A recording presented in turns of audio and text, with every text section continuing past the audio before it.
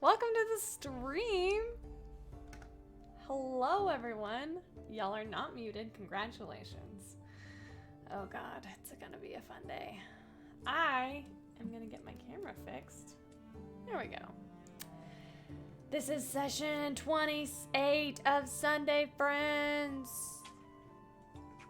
I lied, it's session 29. Someone just corrected me. Let's fix it. Nice job, people. Who hired me? Thought it was you. Oh God, yep, that was me. Hey, you don't have an HR department, right? Nope. Today we have the wrong overlay as well. Y'all, wow, killing it today. I thought we were Devereaux. just getting rid of the art.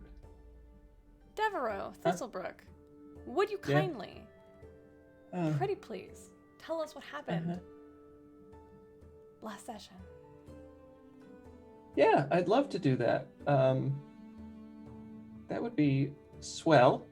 And in the interim, we can, I guess, get Sunday stream on the D&D Beyond overlay It is too. I just fixed it. Oh, cool. Well, then you're one step ahead of me. Story of my life. So Kiri and I went to a little village called Hanleith, and we went there to meet our exceptional friend, Scytharia. Sorry, I had like a momentary lapse. I wanted to, yeah. So Scytharia called us because she had something she wanted to talk to us about. So, and I mean, that's all right. It had been a while since we talked to her, you know, since she helped us kill a dragon and do a whole bunch of other stuff. And so we kind of made our way out to Hanley to speak with her, and we went to an inn called the Pink Pig's Plum. Interesting name choice for an inn and tavern, but you know, who am I to judge? And Kiri and I went in, and we wound up being approached by a very strange individual. A kindly gentleman who called himself Echo, a little nosy, a little forward, and I mean, he apparently heard of us, so that was kind of cool. I can at least appreciate that much. But apparently he wanted to talk to us about a book that we had.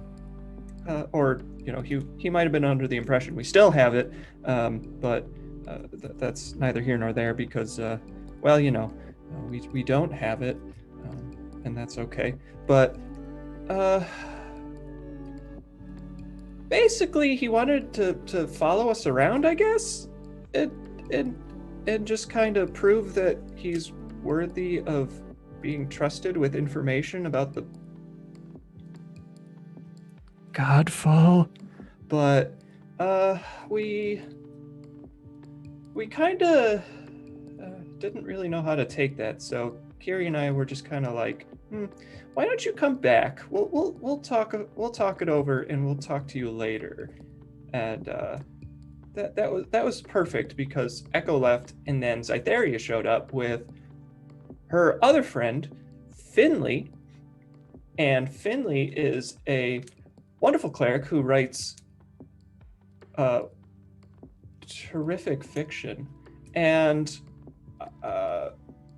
she's quite thoughtful and friendly, and I swear to God, Cinna, go away. Thank you. And so Kiri and I are going to help Scytharia out at her request by traveling with Finley, who has been tasked with finding a new owner for a magical sword of some importance that we may or may not know the identity of, but it's a secret. So it's a secret mission. Kiri and I are just going to go on our merry way, and Finley's going to tag along. And she seems like she will fit in quite nicely. She likes tea and books and has an appreciation for fine jewelry and dancing. And, well, you know, I'm sure there's a whole lot more there, but that's about all I got out of like a few hours. And, you know, by all accounts, that's a pretty good start to knowing how getting some insight to a new friend's personality. At any rate, Echo came back, and yeah, well, long story short, Echo's traveling with us too, and we all decided to celebrate with some drinks and dancing, and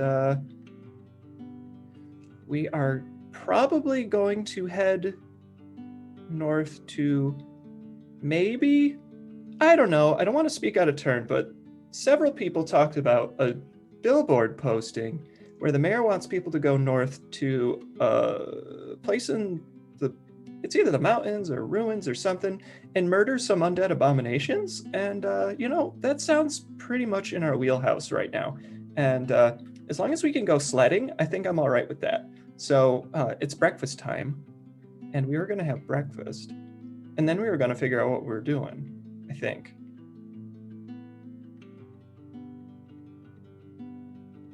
Yeah, I mean, I feel like that's pretty good. I'm just going to keep talking for forever unless someone stops me. That's an exceptional recap you've got there, Devereaux. Well done. It is the morning. A light dusting of snow coats the ground as you wake and glance outside. It's a chilly morning. You've just had a cold front come through, bringing in a decent amount of snow, even for spring. You are up in the frigid north, and here it is always cold. Finley, Devereaux, and Kiri all wake up. Oh wait, we had already made it all the way to breakfast, if I do recall. So the four of you sit around this tavern table at the Pink Pig's Plum. And we're just gonna stay in this tavern the whole campaign. Just for Eva. At the Pink Pig's Plum. And the day is yours.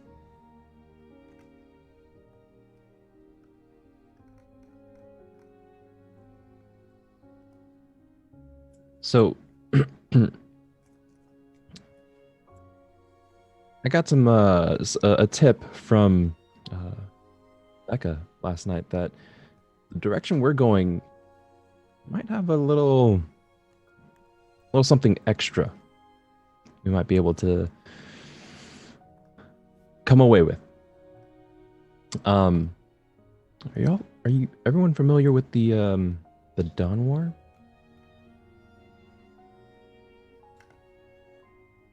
Little? It's a thing that happened?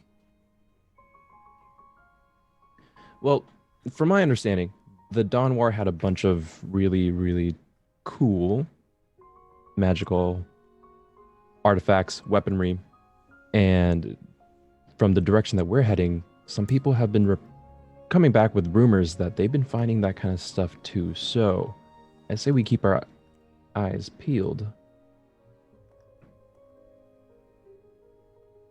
Be persuaded. Sounds interesting. I do like a good artifact. I call dibs on any elven ones. If we do, I mean, assuming we come across any, and assuming we are heading that way, dibs. Sure. Yeah, what kind of artifacts we're expecting? Do we know if anyone is also out there collecting these? I'm going to say potentially. If I've heard about it, then some other people might have heard about it.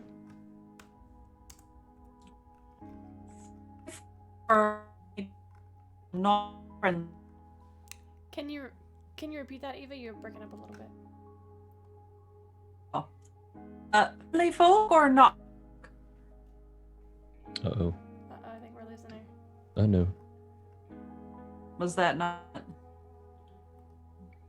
You're cutting Oh no, in and I'm out. frozen. Why am I frozen? Finley suddenly has a fit. Is that better?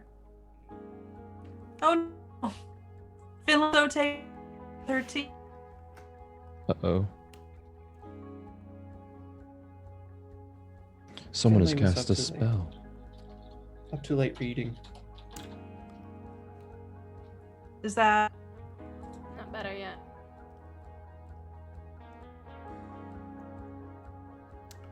So while we wait for Eva to get back to us,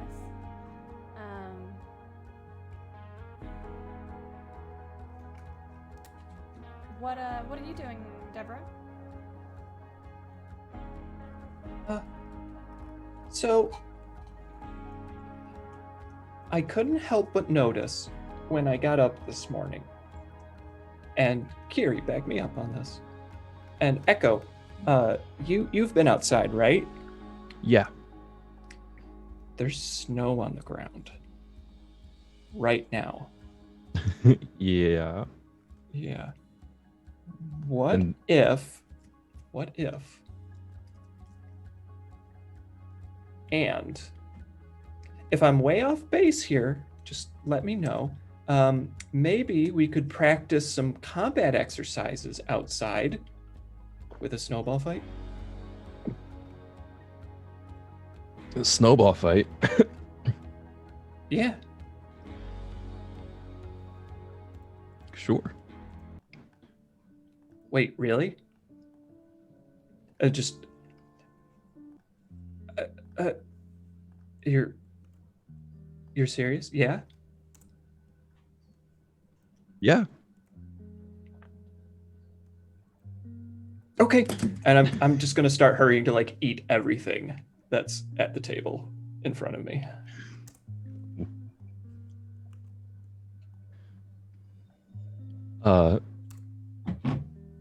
Okay. Yeah. Sure. It's been a while, but seeing Deborah's excitement, Echo's going to finish whatever drink he's got going on. Oh, there goes the overlay. Oh, what happened? Did she drop? Eva did drop. Am I actually back? Yeah, you're back. Yeah. All right, Okay. let's quickly. But I am now Deborah. regroup. Sorry. It's Oh, okay. you're good. Everybody off? Okay. Finley? Devereaux? Kappa? Kiri? Beautiful. Great. All right. Sorry, sometimes I hit off. Oh, You're still Oh, no. breaking up, Eva. Oh no.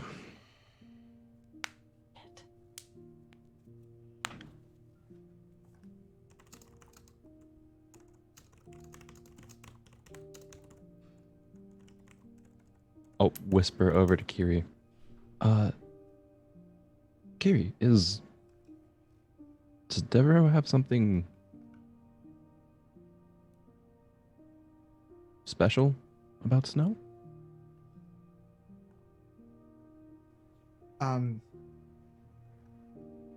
Not that I can think of. Okay. I mean, it's cold water, right? Well, yeah.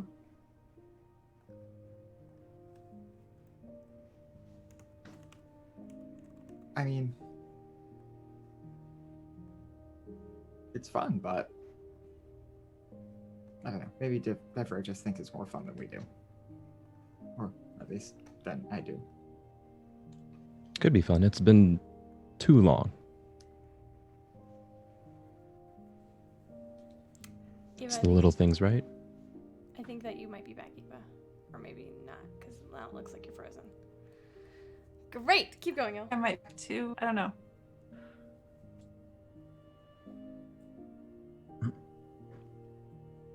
Devereaux being very still? Okay. Everyone keep Finley. moving. Keep I was moving. listening. Shark. Just keep going. Whole time you're talking, I am just shoveling food into my face.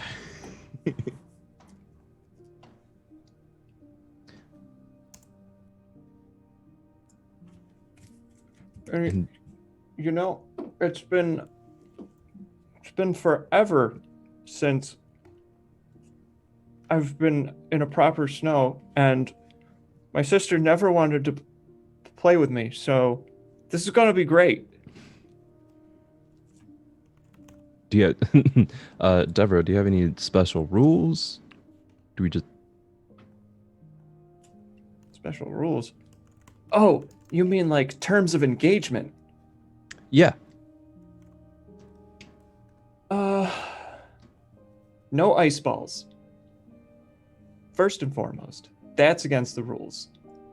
Wouldn't dream of it.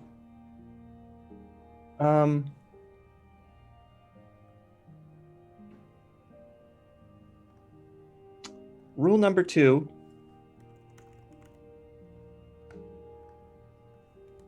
Kiri, do you have any rules?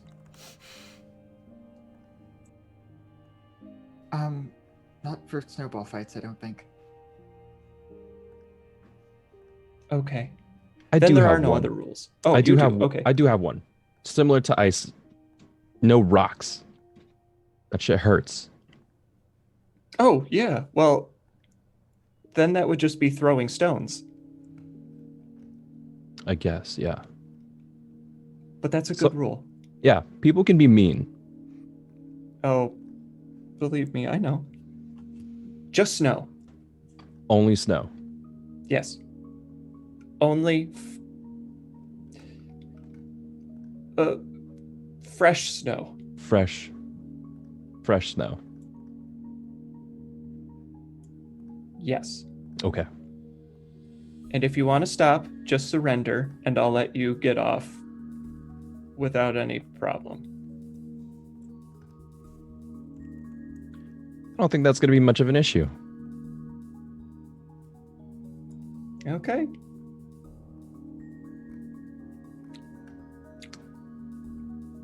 Well- I'll finish. I imagine I have coffee or something. Just finish it. Put it down. Okay. Ready? Yeah. And I'll jump off the chair and start. Well, I just gotta go upstairs and get my coat and everything, and I'll run up to the room to grab my gloves and stuff because I was just coming down for breakfast. So I'll meet you outside. Finley, I think that you might be back. I feel like we thought I was back before, and then it. Got audio, Yeah, we got audio. Okay, I. Nope. Y'all. I don't. and then we lost audio. And then it's gone. Man. Finley is upstairs in prayer, praying to the internet gods. Oh no.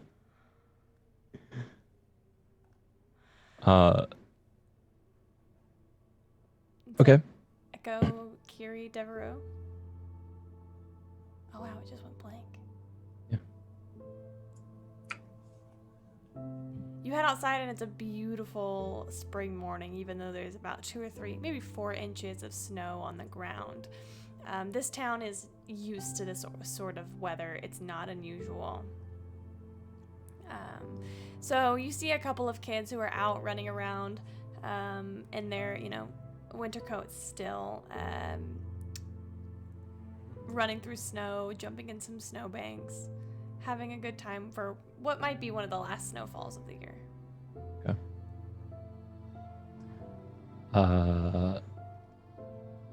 If I'm out there first, I'd like to start making snowballs and putting them in hidden places. Oh? Why don't you roll a survival check for me? Survival check. wholesome. That's a natural half one. activity. You have 3 advantages if you'd like them. Sure, I'll use one of them. That is a 12. Okay, not bad snowball piles. Okay. Kiri, what are you doing? Oh, I value my life. I'm going to find a public bench that might have a good view of the snowball fight and just observe for now. Okay, Devereaux. I come busting out the front door of Yeah. the inn and tavern. And so Echo, what do I see? I know you said Ren knows you were hiding snowballs, but what do I see when I come bounding out here? I'm standing maybe about 30 feet away from the entrance with a snowball in hand. Okay, And okay. and as soon as you come out and you say, I'll say, count down from 10. Then we start. Yes. I like the sound of that. All right, and I'll start counting down. I'm gonna start running the other direction down the street, and I'm just gonna look for a little bit to scoop and make like my first snowball in hand, and then I'll look for like a defensible position, like I don't know, behind a snowbank with some kids or a barrel. Yeah, there's a couple of halfling kids actually, that all kind of see you and start to summon you over. They know what's up. Oh, hey.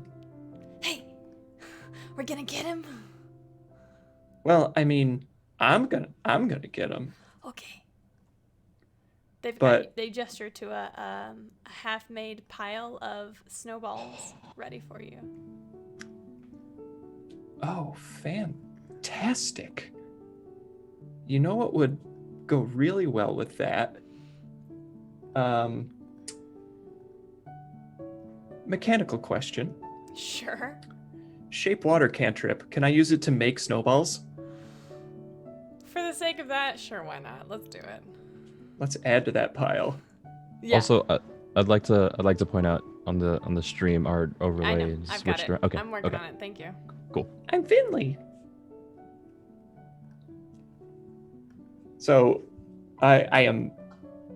In addition to those snowballs, I look to the halfling kids and I'm just like, that's a pretty good start.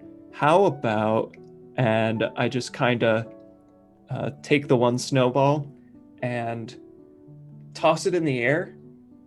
And as it comes down to my hands, I clap on it, and all the snow scatters out. And suddenly, whatever snow is left over near that pile just kind of all starts rolling into more balls into a larger pile. You've And I got just about- grab one of those. Yeah, you've got about 15 snowballs. Oh my god. Perfect. What have I done? I just yell over, "Are you ready, Echo?" 2, 1, and actually on when I had yelled 2, I would have thrown mine, lobbed it to try and hit. Make an attack roll. I would say Devereaux has quarter cover, half cover. Half cover is, I want to say, +3 to armor class. If I had a DM screen, I would know. Cover. Did you make an attack roll for me, Echo? I think it's +2. Am I adding anything? 3/4, half cover is +2, 3/4 is +5. Okay. No, you're not adding anything. This is a +2 to his. Any ranged attack roll. I would say you're proficient with snowballs. Sure, why not? Okay. Let me see. Ranged attack roll, proficient. That's an 18. Does that meet your armor class, Devereaux? Normally it's a 15, so I It think does. so. How does this look? It's. I want to time it so that as soon as I hit 0, go.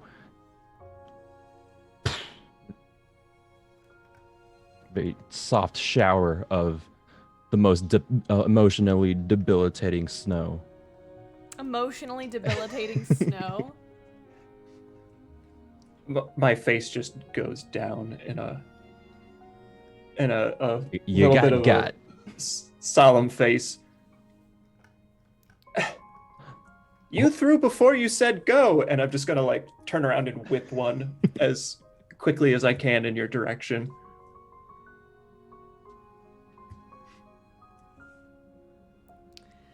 Make an attack roll. Go ahead. Sorry, I'm working on this overlay. Oh, that's just a regular 18 on my dice. So, Oh, my AC is 16. You hit. woo! What does it look like? Piff. I just pop up from behind the barrel and rear back and toss, and it just goes whizzing through the air, maybe a little low, maybe hitting you in the chest as I'm like aiming up, and it just kind of piffs off your coat, snow everywhere. And then I turn to Kiri on the bench. Did you see that? I got him. I did see that, Deborah. That was a very good throw. And I'm And then gonna. I'll turn to the kids. All right, y'all want to run some interference? Yeah. Oh, balls.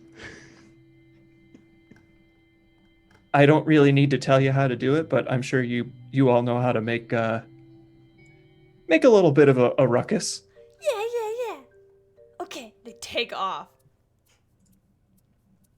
Echo, you have 3 young halflings, maybe like all under the age of 10, running towards your snow pile, screaming, arms of the air. "Ah!" Oh no. What are you gonna do? I'm running to one of my stockpiles, and I want to hit one of these kids. I want to include them in the fun. Oh yeah, sure, definitely. Why don't you make an attack roll against their garbage armor class? Because they're That's a four. kids. Yeah, that's a 14. Oh yeah, you get one of them straight in the face too. I'm also not like whipping them. I'm like, it's more like a Sure. lob. Yeah, so snow is fluttering all around. Transition. There we go. Snow is fluttering all around. Echo, one of yours gets one of these halfling gets right in the face and he spits out snow. Hey! That means you're on my team now. Make a persuasion check. Okay. I might be good at these.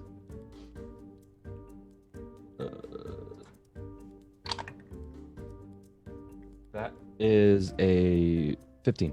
Oh yeah, he's totally on your side now. All right, come on.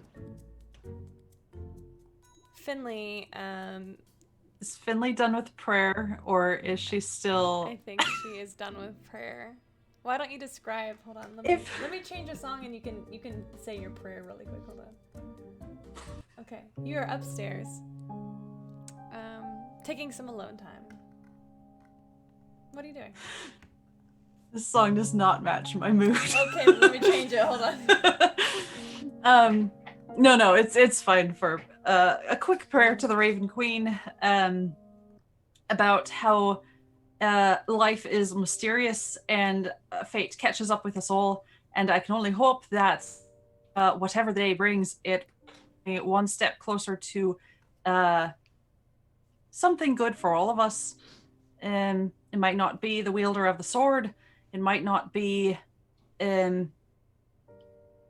smashing some undead, but perhaps I'll learn and grow and become a better person. And I hear a ruckus outside, and I'm wondering perhaps if there's like a window looking down on the scene, perhaps with a bit of a wide ledge where I could gather a little bit of snow and pelt them all from above.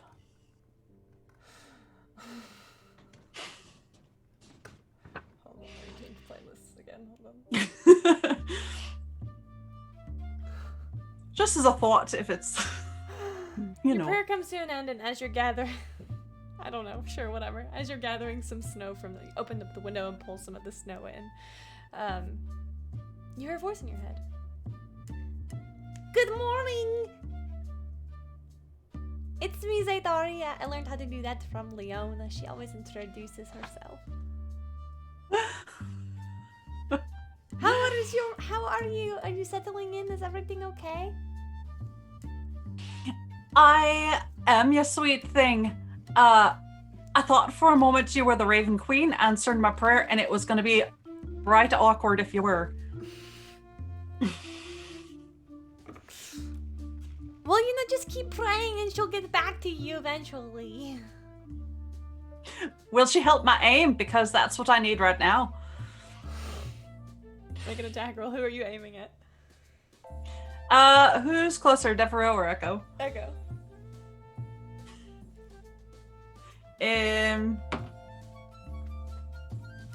19. Oh, yeah. Echo from out of nowhere. Right in the back of your skull. This one had some like, not intention, but this one had some range. It hit you pretty hard. Ooh. Finley, Morning. come down here. I'm no Hey, no- fool. No fair. You didn't agree to the terms of the engagement, and I look at the halfling kids. Can you aim for the window? I mean, I guess. Oh, balls.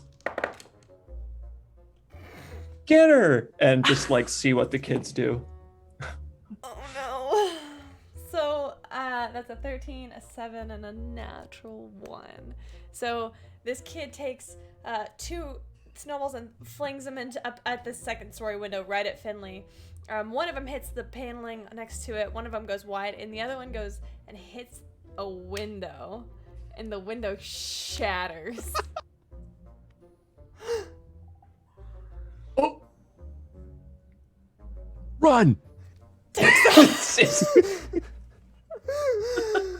I look at the kids and I'm just like, get out of here.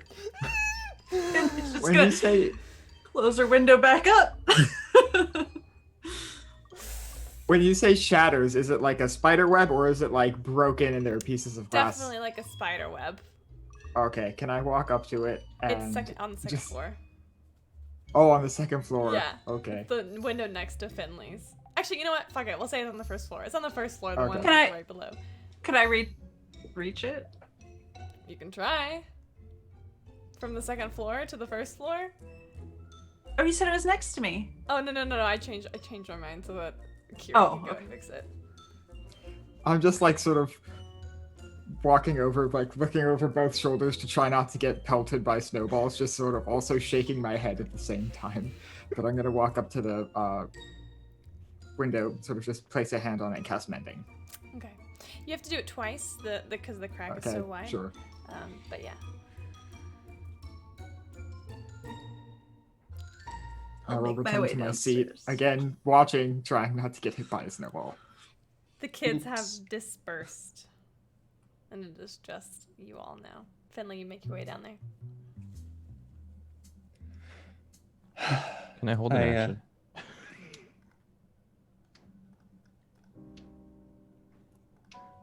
For when Finley opens the door.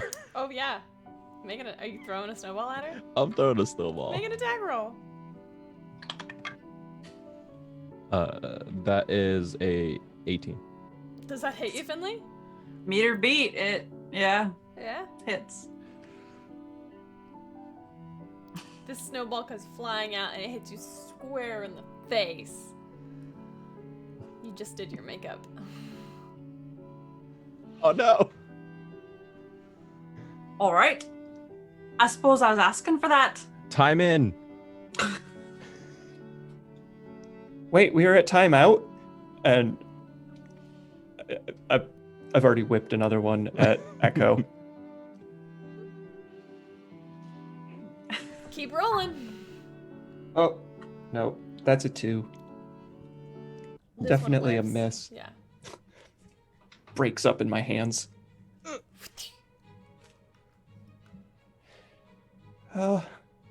Kiri, are you sure you don't want to get hit with snow? I'm pretty sure. I'll tell you what, I'll stick on window duty. Just in case.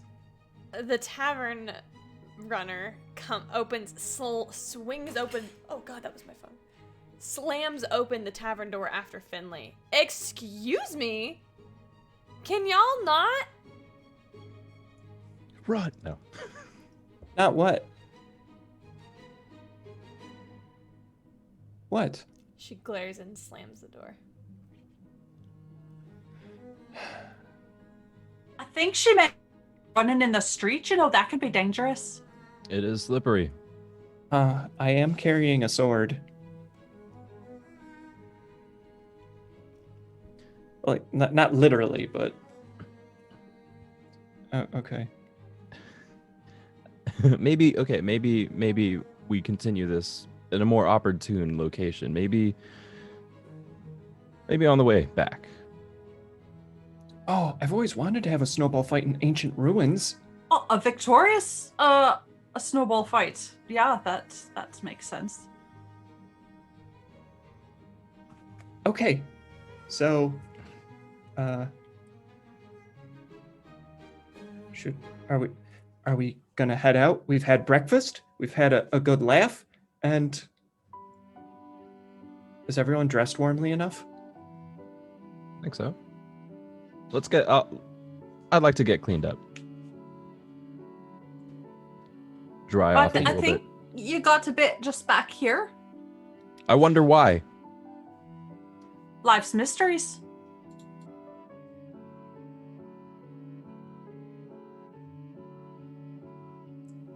And I'll just, as I walk back inside, to like try get something like a rag to like dry off or something. Finley. Oh. Deborah, did you have? Go, Finley. Finley had come down like dressed for the weather and is pretty bundled up in like a dark blue like cloak, and she has some nice like silver ravens, probably not actual silver, but like an off-white on the shoulder, and of course her gear, her warhammer and her shield and stuff, and the sword. Well, I'll be while y'all are getting very Irish, the y'all.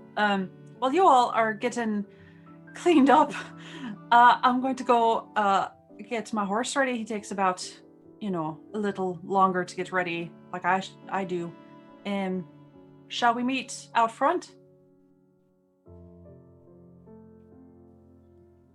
Makes sense. Yeah, okay then. Sounds good.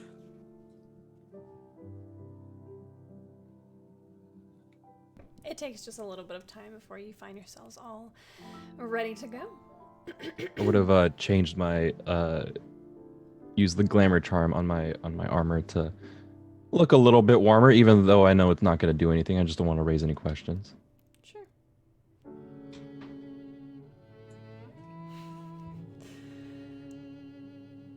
Deborah, you are all bundled up as well. Kiri, Yeah. you're in your spring form, am I correct? Okay. The open road is ahead of you. What would you like to do? Cool. So that was the combat we promised today. Great. Awesome. That was the combat I promised. Alex didn't even participate. They hate us. Oh, you didn't want me to. I had ideas. Twist. Kiri, did we ride into town or did we walk here? Oh, I suppose I should say, DM, did we ride into town or did we walk? You rode. Okay. Oh, good. Could So I Dev have a little fit pony. on Tawn with me? Yeah. All Oh, right. yeah. Because Okay. Tawn's really big and I'm 4'11". So yeah. I Awesome. need art of you on Tawn.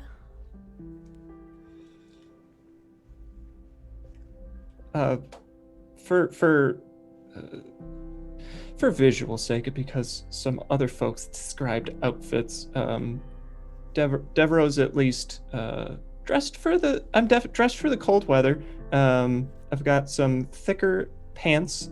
They're still kind of they're covered in. I still have my, sorry, my cat. That I tavern still have cat my is following you around everywhere.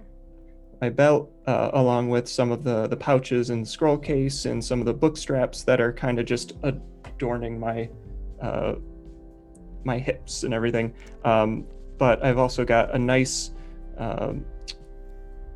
thick button-up shirt coupled with a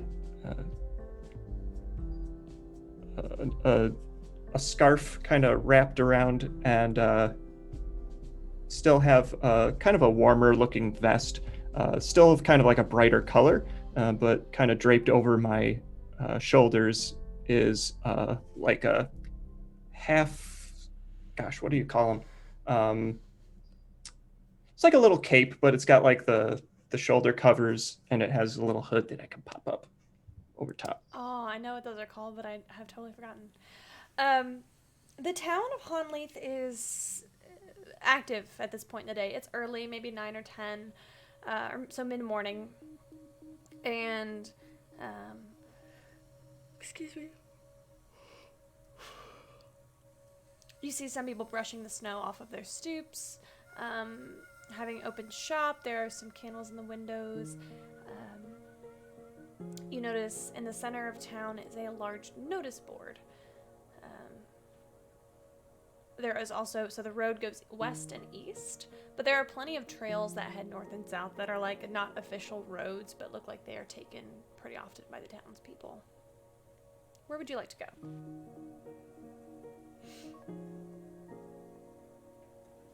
The ruins we're headed to are north of here, right? That's what it has been, you have been told, yeah. North, I suppose. Would you like to check out the notice board?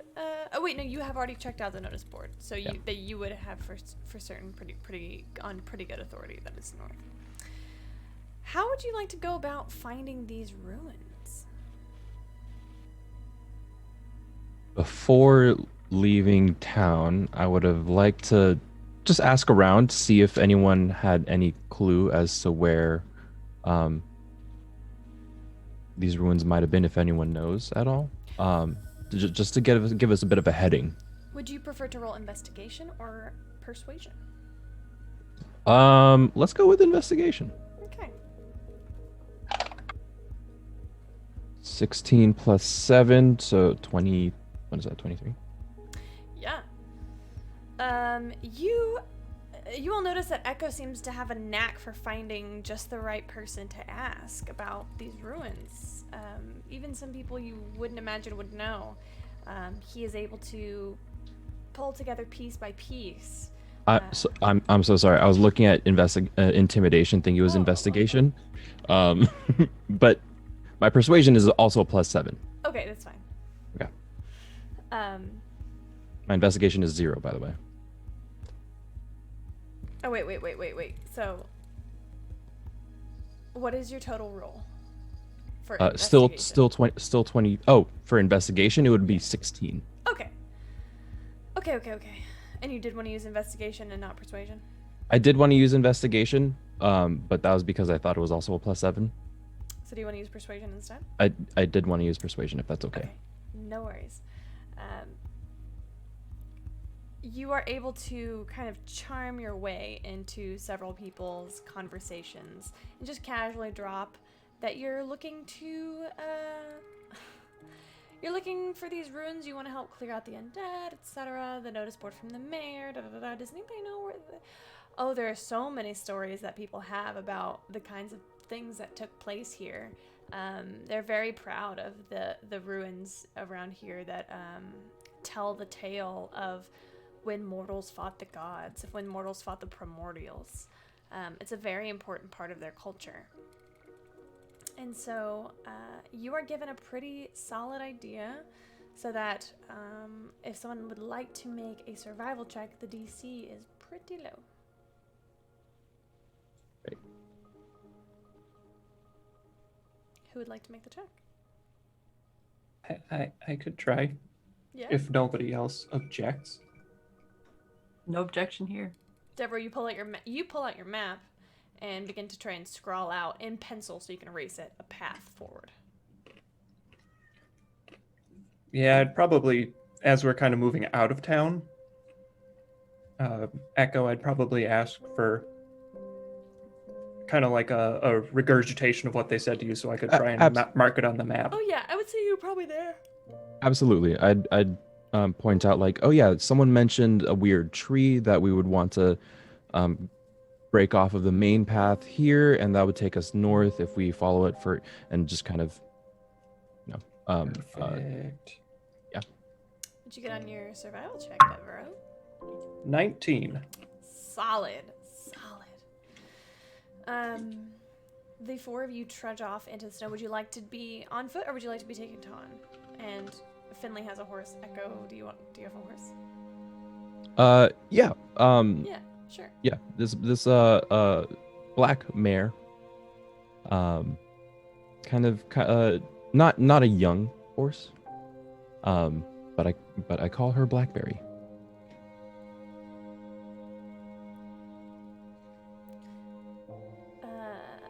Kiri and Devereaux atop of Ton, Finley atop of your horse. What is your horse's name? Badger. He's big and brown. And I braided his mane. That's what took me so long. Oh no. That's so cute. Badger, Blackberry, and Ton, you all head off a little northeast into as you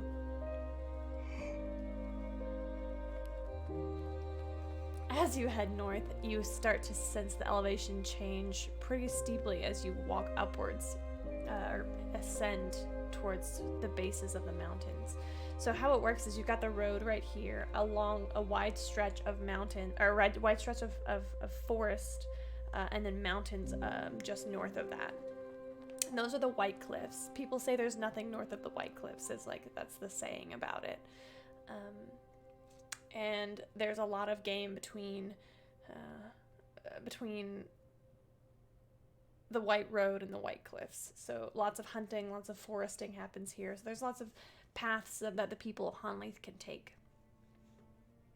So you all make your way north, a little northeast, following these explicit directions given to you by the townspeople. This is going to take about 30 minutes. Is there anything anybody would like to do during this time?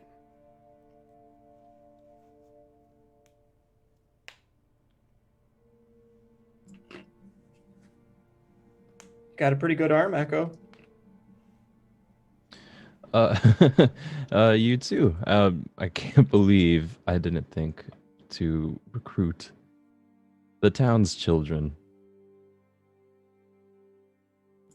Well, at first I didn't really want to, but, they just insisted. It's my personality. And that's great. Share in the good times and the fun. I'm a little interested to see if Kiri had joined.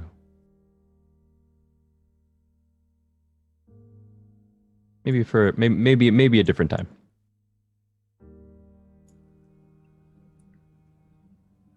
I think on the way back, tactics would be a bit different with no children about.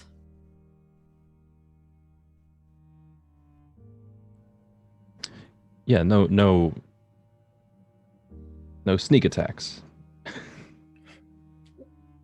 Yeah, Finley. no sneak attacks. I haven't any idea what you're talking about.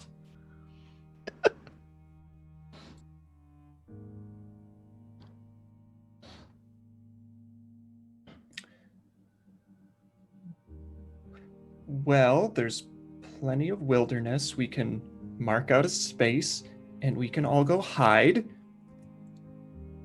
And, well, I might be getting ahead of myself. Maybe we should just see what we find, yeah? Yeah. So, I mean, like, if we it's- find something really heavy, we're gonna have to just bring it back. That is true, but the snow is looking a little thinner, so I want to take advantage of that before it melts for the year. So as the day goes on, though. Well, no, I mean, as we get closer to night, depending on how long this excursion lasts. I know how time works. It's fine.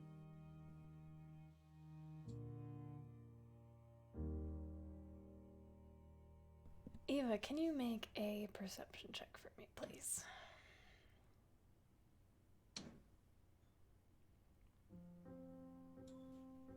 $12. Okay. Can I get everybody else to make a perception check for me?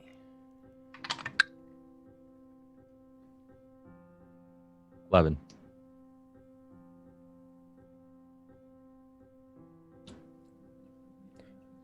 That's a 20 minus 1 for 19. You rolled a natural 20. This one actually wasn't bad. 14 plus 4 for 18. Okay. Devereaux, you and Kiri both sense a sort of existential dread begin to set in. Echo and Vinley, you feel fine. But as a quiet falls between everybody in the group for just a moment,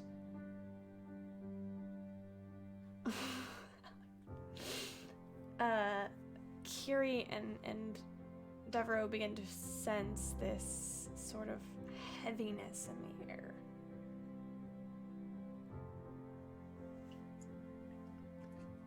Is it like something we've felt before? I would say no. I don't think you've ever felt something like this before. This seems to be... This is more than just your routine anxiety. This is something in the air. Airborne anxiety. You aren't even wearing a mask. Ooh. I would never dare to do something so disrespectful as to put reins on Tawn or anything like that. But what I will do is I will sort of put one hand on, like further up on the sort of towards the front, almost his neck, and then make sure to keep another hand on my sword at pretty much all times going forward. Okay. How are So I y'all... feel No, I'm so sorry, Kappa. Go ahead. because I don't have that existential dread going on. I think Echo would have continued the conversation. Just go, I don't think I should have hit that kid in the face. How are y'all proceeding? Are you moving fast-paced, slow-paced, stealth-paced, a regular pace? Mild pace, medium pace, spicy pace? Spicy How- pace. That's what I only move at spicy pace. How close are we? Like, do we think we're getting close, or are we still a ways off from where we expect you're to be? 'Cause you're that probably approaching. makes a difference. You're approaching. Probably not fast. Yeah, I would have imagined there was really no reason for us to be doing things super fast or be sneaking around. So Sure. What is the immediate terrain like? Is it like open? Is it like evergreen yes. forest? So as you proceed closer and closer, you're following along sort of on a path. This path has diverged several times. You see these tall evergreens that are sort of dusted in snow. The ground is pretty snowy, a little crunchy underneath. Pretty open, wide. There's not a lot of underbrush. Just pretty like a thick blanket of snow, and especially as you climb northward, it seems to have been you continue to get into more snowy terrain. But it's very flat up here. It's just steadily inclining. Should we maybe proceed on foot?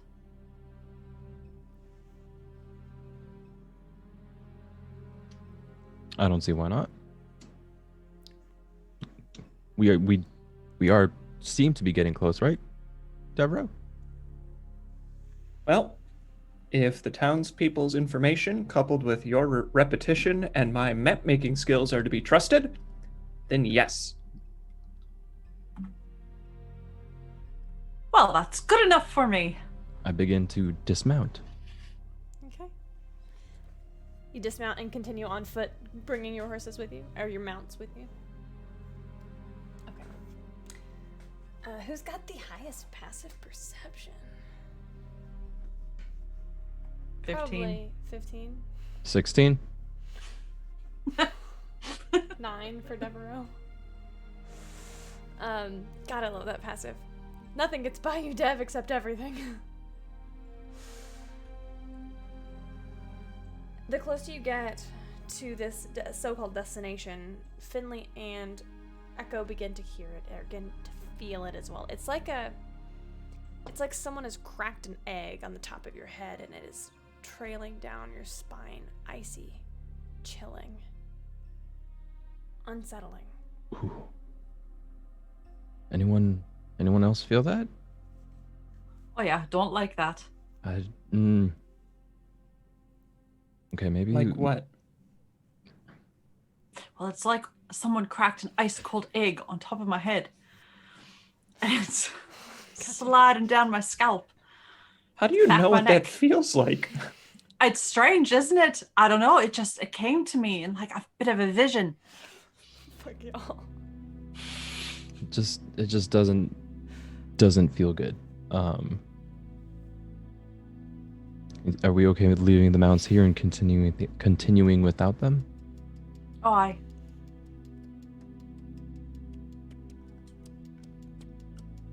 Okay. I suggest everyone be ready.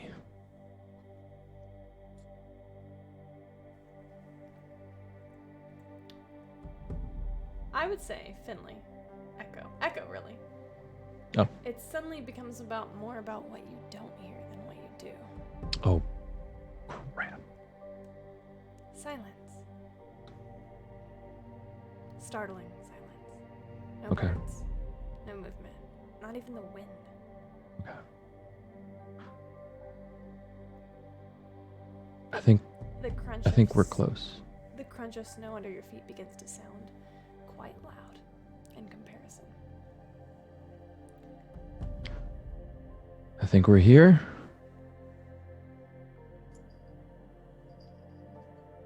Up ahead, you begin to see.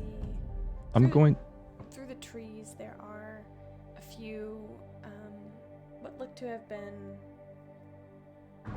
stony or rocky fixtures. You gather Mhm. you are entering the base of the ruins. The ruins is to the north, and you're coming up. Oh, Okay. Go ahead. I would like to use primeval awareness. Mm-hmm. Expend one ranger spell slot to sense whether any aberrations, celestials, dragons, elementals, fae, fiends, or undead are present within 1 mile. It doesn't reveal the creature's location or number. Oh yes. Okay. A strong undead presence. Okay. I'll relay that to the group. Yeah. They're nearby. Stay on guard. And I will draw my rapier. Just as a precaution. I will also ready my shield and warhammer.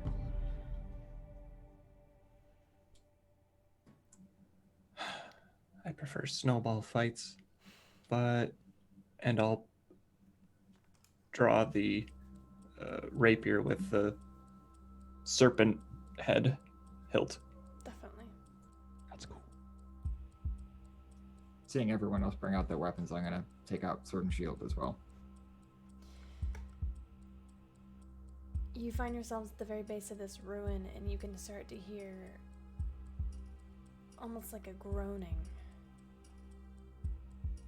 Like the way the wind sounds between trees. And you can hear a very distinct voice shouting commands.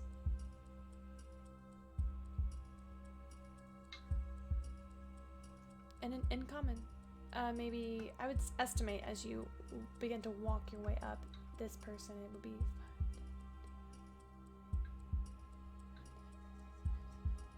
200 feet away. As you continue north, you see the ruins of what looks to be, there's some sort of path worn in front of you. You can see hoof prints, wagon wheel marks, and what look to be several dozen footprints of very thin footprints, and anybody with a survival bonus of 3 or higher would recognize them as skeletal footprints. And then, so you're on sort of on, see this pathway leading ahead of you, and as you follow it with your eyes, you can see on either side of this pathway are the ruins of ancient buildings. A tree stands in the very middle of this, imagine this town-like center, and around it are what look to be several skeletons. You do not currently see the source of the voice. It might be just out of your sight, but that is what you currently see. The skeletons seem to be milling about one massive pile of refuse or something. Finley is going to whisper very, very, very quietly. This is our first interaction of this sort. Who likes to go in smashing first? Okay. Sorry, Echo. Kiri already raised her hand. Yeah. She's going to reach out and give you a quick blessing, Kiri, giving you advantage on the next initiative. Just like a brief warm touch, nothing too flashy. Thanks, my deck sucks.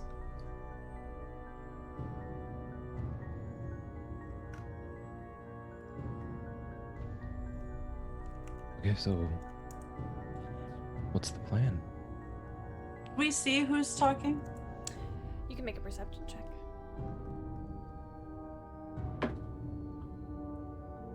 21. Yeah.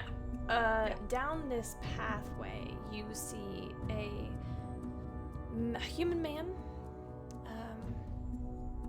maybe 6 feet tall, dressed in very thick black furs and with kind of windswept, a little oily black hair that is flying around in the wind, dark eyes. He appears to be commanding these skeletons.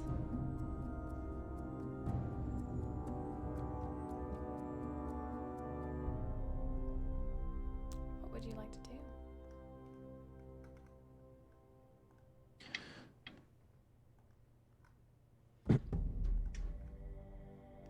Kiri, should we move up? I don't really know, Finley, Devereaux, your fighting style, but given what you just kind of revealed to the group, Kiri, I think you and I might have a best chance of being up close. Yeah, that sounds about right. Finley, I don't suppose there's anything you could do from a distance to... Sure, do you have something in mind? Do you want to sneak up? Do you want to be invisible? That might be useful. I'm not discounting that. Do you have anything that might cause a disruption as we go in to help us catch them off guard? Explosion of some kind, anything like that. Well, I'm not so good with the explosions, but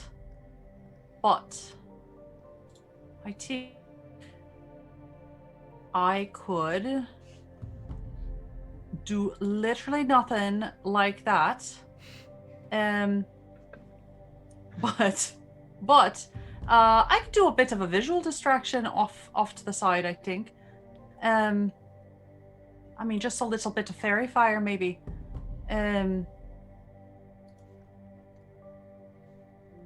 Yeah, I don't really have anything like big and flashy like that, but something to draw the eye.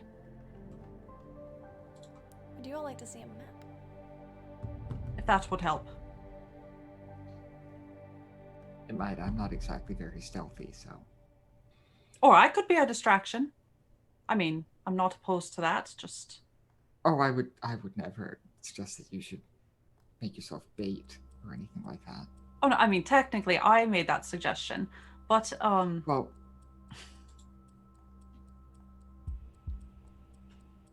DM, how many skeletons are there? Make hey. a perception check. Oh, hey, map. oh hey map. Yeah, I just have a map too. That would be a 2. Well, more than 2. Oh, good. Is this mountainous terrain? No. Well, I think I could be convinced. Okay. Yeah, because it's sort of in the mountain area, and also my favorite enemy is undead. I was hoping to try and assess how many creatures we should be expecting to fight. You can make a perception check with advantage.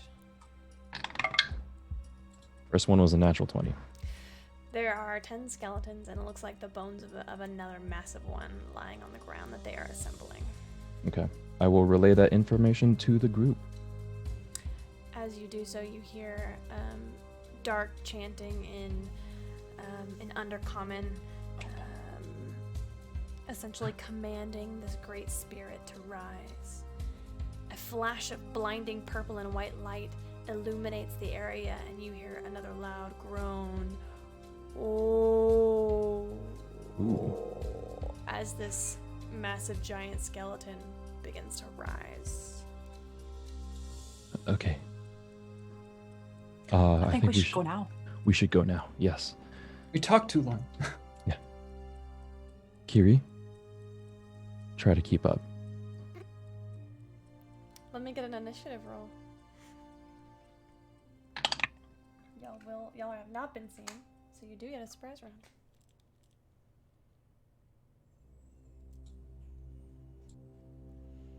Did anybody get above a 20? What'd you get, Devereaux? 22. Ooh. I got 23 total. Oh, okay. So that's gonna be Echo, Devereaux. I'm just did anybody waiting get for the above natural one to- 15? I did. Thanks for that advantage, by the way. I got 18 total. Nice. Because the first thing I rolled, I don't know if y'all can see it, but the first thing I rolled was just. A natural 1? All I see is a beautiful dice. It says fuck on it. I rolled a natural fuck. So thanks for the advantage, because it turned out to be 19 minus 1 for 18 total. Finley, what'd you get? I got 14. Nice. If I could spell Finley, that would be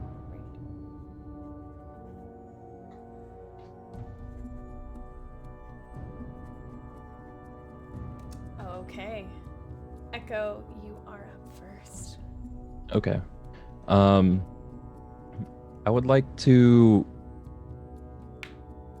move around this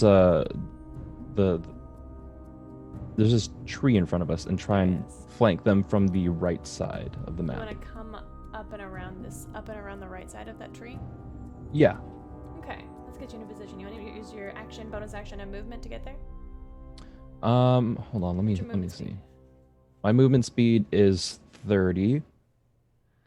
Give me 1 second. There's something that I need to check about my rangery stuff.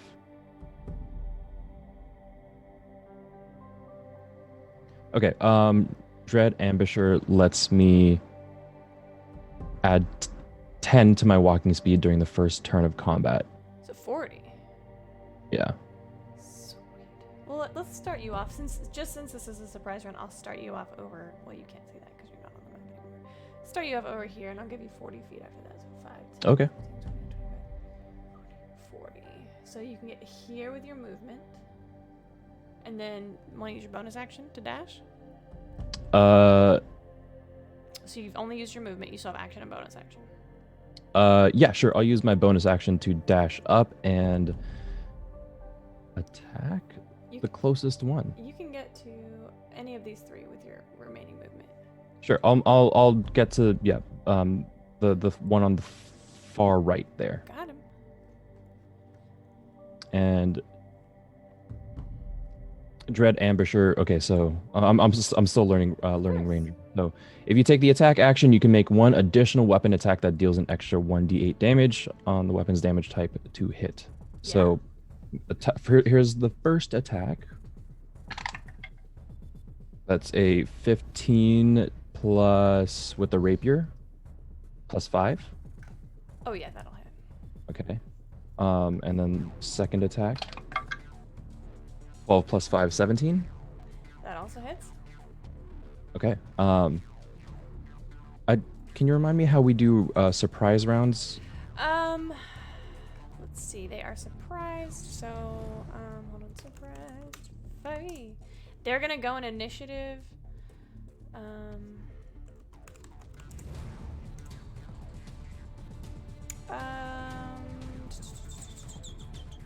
You can't move or take actions your first turn of combat. You can't make reactions. So you don't have advantage or anything, but they just That's fine. they skip their turn essentially. Okay, great. So damage is 3 plus 2, 5 for the first attack, and 7 plus 2, 9 for the second. How do you want to do this? Oh, my lord. It's a skeleton. Yeah.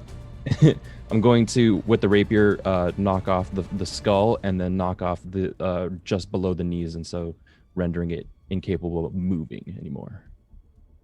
Excellent. Easy enough. The rest of you are able to see this pretty well as this first skeleton goes down. Let's mark him as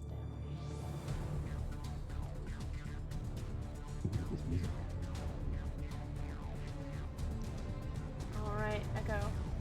You have used your action. Bonus Was that action. cool thing that you did the extra attack as a bonus action? I think. Hold on. Do you want me to read Primeval? No. Dread Ambusher. Oh, you can just send it to me and I'll read it real quick. Okay. I'll go ahead and do that. Oh, yeah. Go ahead. And then up next, we do have Devereaux. Devereaux, I can place you anywhere pretty much on this map and get you moving from there if you'd like to get there. So those like ruin marks on our little map, are they kind of like half walls to like take cover behind, rubble? Like what are we looking at? Yeah, so these rubble, in some places they are half cover, in some places they are quarter cover. Okay. Or half cover, in some places they are 3/4 cover. So it's just like the edges are half cover and the anywhere there's like a corner is going to be 3/4 cover. Nowhere are you going to have full cover though. Okay. Okie dokie. Hydrate. Hydrate. I would love to get. And everybody has a reroll from Dexara. What would you like to do, Dara? I'd love to get within 30 feet of Echo. Probably crouching behind a wall. And Let's get you right here. So you sneak Cool. up, run through this abandoned building. You've got a wall behind you and a wall in front of you. awesome. As I kind of look over, I've got my rapier in my hand, and I see he's deboned the skeleton, and the big skeleton. Is it Yeah. like up and standing? Yeah. Okay. How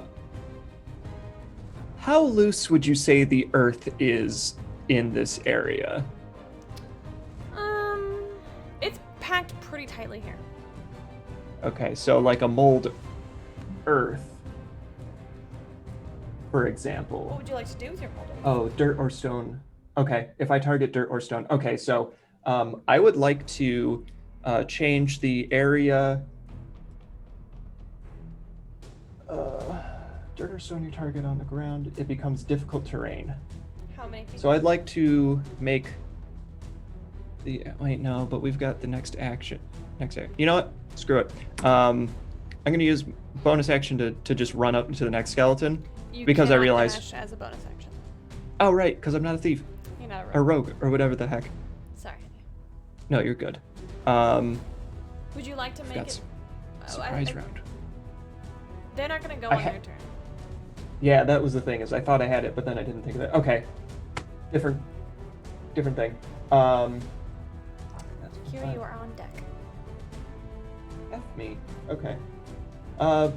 Screw it. We're gonna do a repeat of the first time I fought skeletons. I'm gonna draw one of my hand axes, and I'm gonna whip a hand axe at the other skeleton closest to me. Okay, why don't you roll to attack? Just like peek around the corner, and give it a throw. Oh, that doesn't look great, but that's okay because it's a skeleton. I don't know if it's gonna hit though. That's a 12.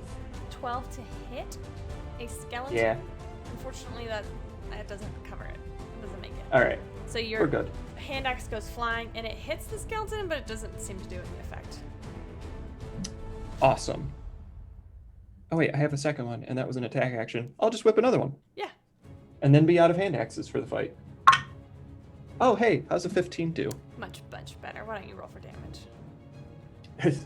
Still not gonna do so great. That's 2 damage with a hand axe. Beautiful. This skeleton right here is damaged by 2. Yeah. That's 6. Number 6. Okay. Which is gonna bring us to Kiri. All right. So how far can I go with my action and movement? 60 Why feet don't in you have how the much direction movement? Of the skeletons. What? Well, so you were. I would say so since Echo was able to use his action and bonus action to move and get all the way there. I'd say with your action you could get about here or here. So if you just use your movement, not including your action, you could get halfway, or you can get halfway to them. Okay. So that's not including my action. Correct. Okay, all right, that changes things. So then what I will do is I will run half of the way there Yeah. with my movement. And then for the second half of the way there, I will bonus action phase step to get between these two skeletons that are not in melee with Echo. And for those of us who are new here, Kiri's phase step looks like them sort of Corporeating? discorporating, dissolving into this sort of swarm of pink and blue butterflies, and this swarm of butterflies just zoom straight to a location where they reform into Kiri. And as they reform, I'm already in the middle of swinging the Moonblade, and I would like to make one attack on each skeleton. Okay, please do. All right, first one is a. I have a. Their sorry, I should DC have is highlighted 13. that.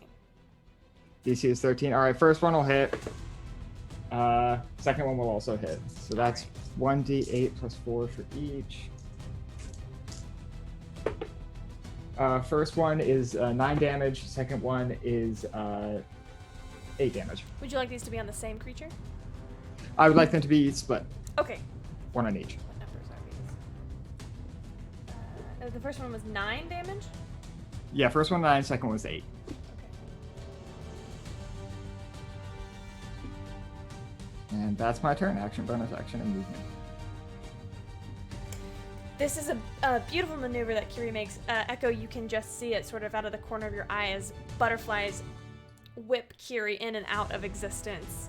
And Kiri's Moonblade sings in the air as it comes down on these two skeletons. Kiri, is that Moonblade that you're wielding plus anything that you were including in that? That, to my knowledge, is not plus anything. It is just a magical weapon. Right, you for have the not spoken purpose to of it yet. damage overcoming. Okay. Yeah. Perfect. Beautiful. Which brings us to the Necromancer. You all have been spotted. He is aware of your presence. He is up here. He lets out a frustrated groan and begins to stalk forward 5, 10, 15, 20, 25, 30. Stands behind this massive skeleton right here. And he is going to go ahead and start off with... let's do... he is going to go ahead and you watch as spins his hands in circles around each other, and from them emits a greenish, green-yellow fog centered on you, Kiri. This is going to be a conjuration, so 20-foot radius sphere. Let's make a little layer really quick. 20-foot radius of 5. Oh gosh, I know how to do that. 5, 10, 15, 20. That's only a diameter. That's a radius is half the distance, right? Yeah. Okay. 5, 10, 15. It's from the center to the edge of the circle. Yeah. I know that. Oh my gosh, hold on, I messed it up. 5, 5. Oh my gosh, this is not working. 20, 25, 30, 35, 40. Perfect. Okay, so it's going to be right about here. And this is going to be filled with this nasty yellow.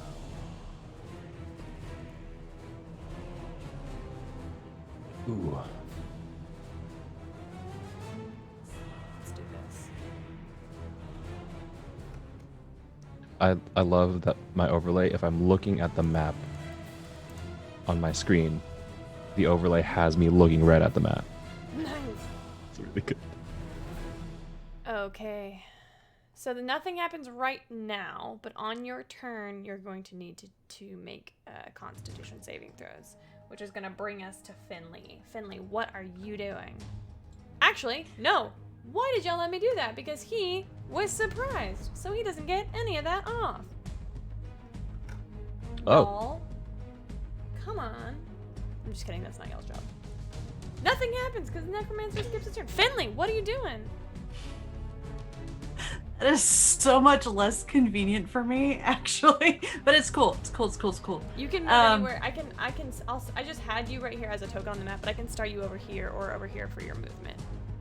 Okay, if I move, I do like to be within 120 feet of, is that the big, The big big- baddie? yeah, You're within the, 120 feet of him, yeah. Like back here.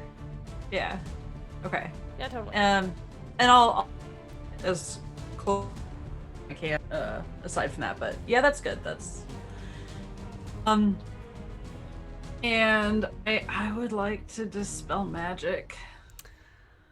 Strongly, I would like to dispel magic. Oh gosh, I have never dispelled magic against an undead. Hold on, let me just...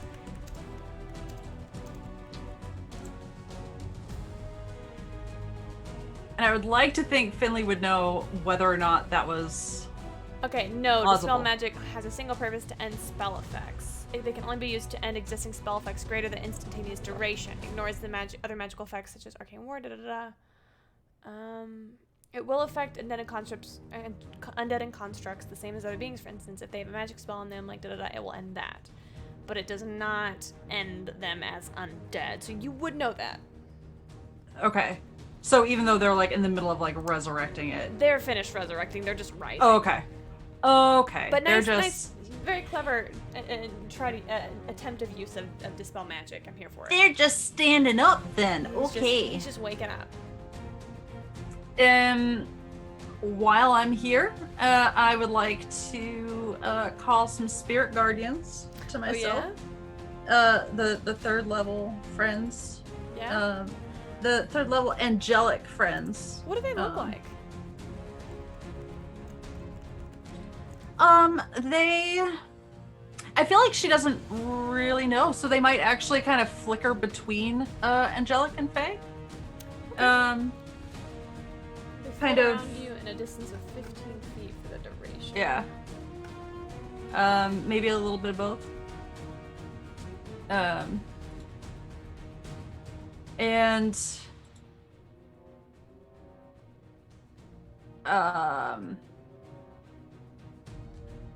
she would like to hold... No, she wouldn't. That's fine. She's good for now. Okay, they're fluttering around this far of you, so let's do this. Oh wait, no, I'm still within 60 feet of like the closest skeleton, right? Regular skeleton. Yeah. Okay, Sacred Flame. Instead of Yes. Spirit Guardians? Okay. Yeah, I'm sorry. I Sacred thought I was Flame! Which one? further away. Just the regular cantrip.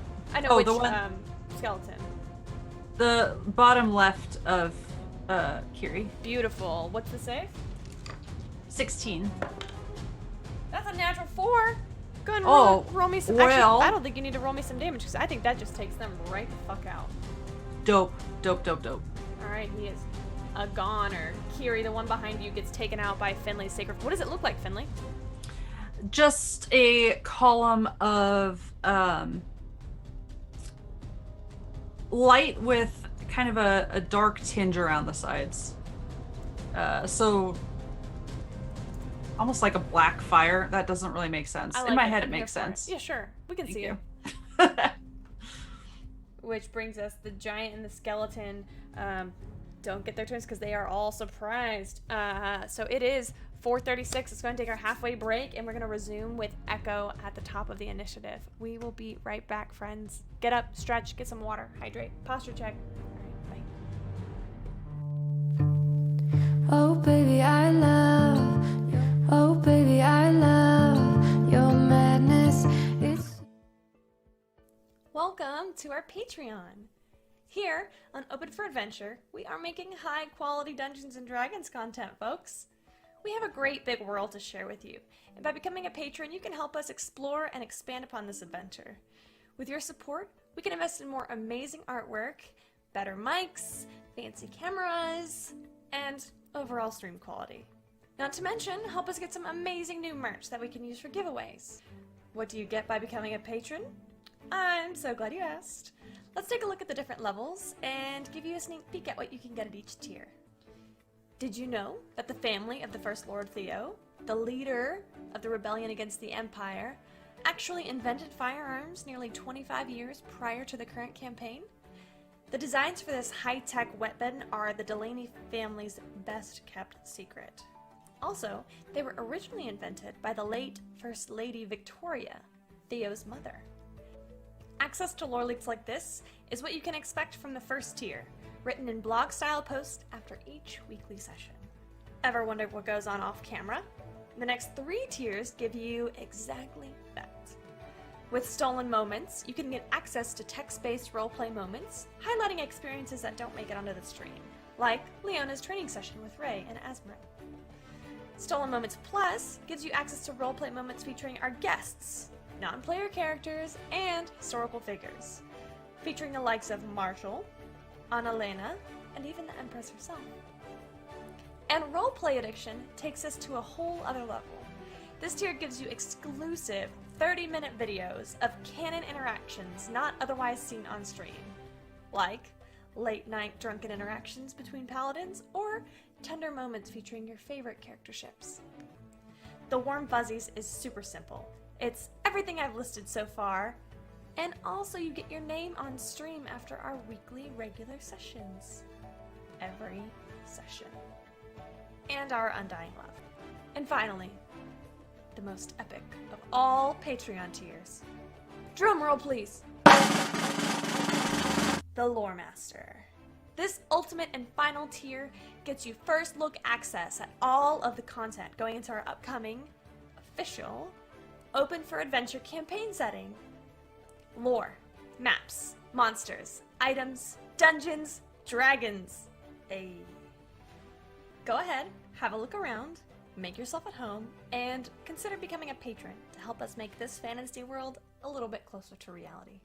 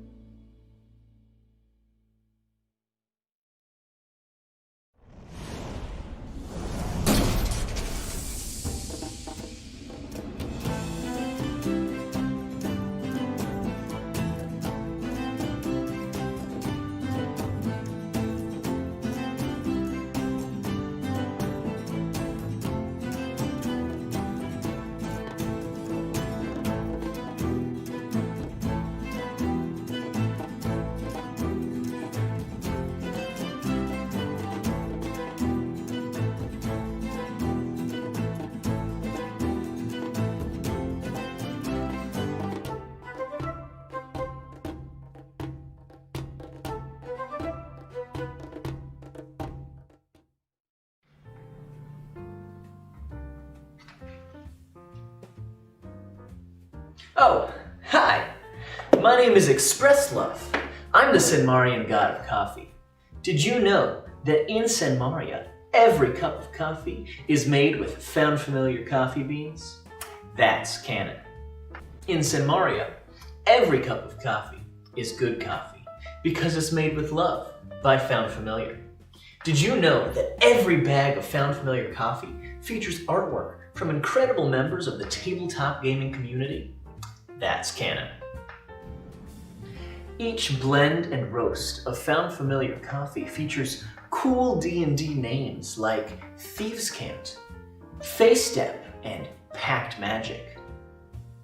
In Senmaria, every royal meeting that Ray attends features the Cartographer's Blend, a brew of coffee made by Found Familiar in conjunction with Devin Rue. Now that's canon. Found Familiar coffee. Buy it today.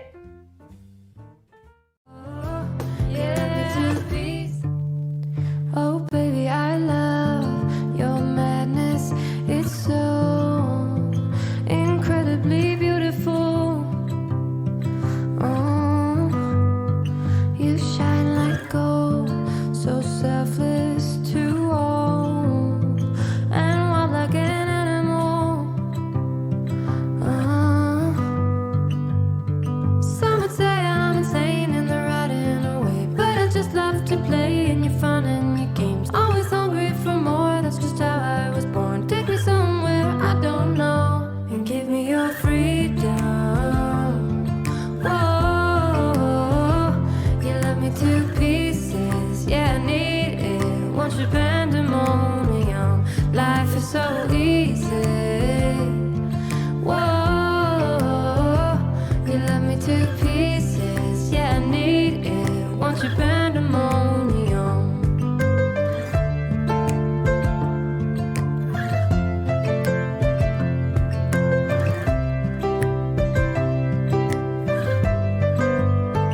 The limit of love is endless, I know. Just do what you want with me. Yeah, I want it all. Could care less the cost. I give you my everything. Some would say I'm insane in the right in a way, but I just love to play in your fun and your games. Always hungry for more, that's just how I was born. Take me somewhere I don't know and give me your freedom. Whoa, you love me to pieces, yeah, I need it. Want your pandemonium, life is so easy. Whoa, you love me to pieces, yeah, I need it. Want your pandemonium.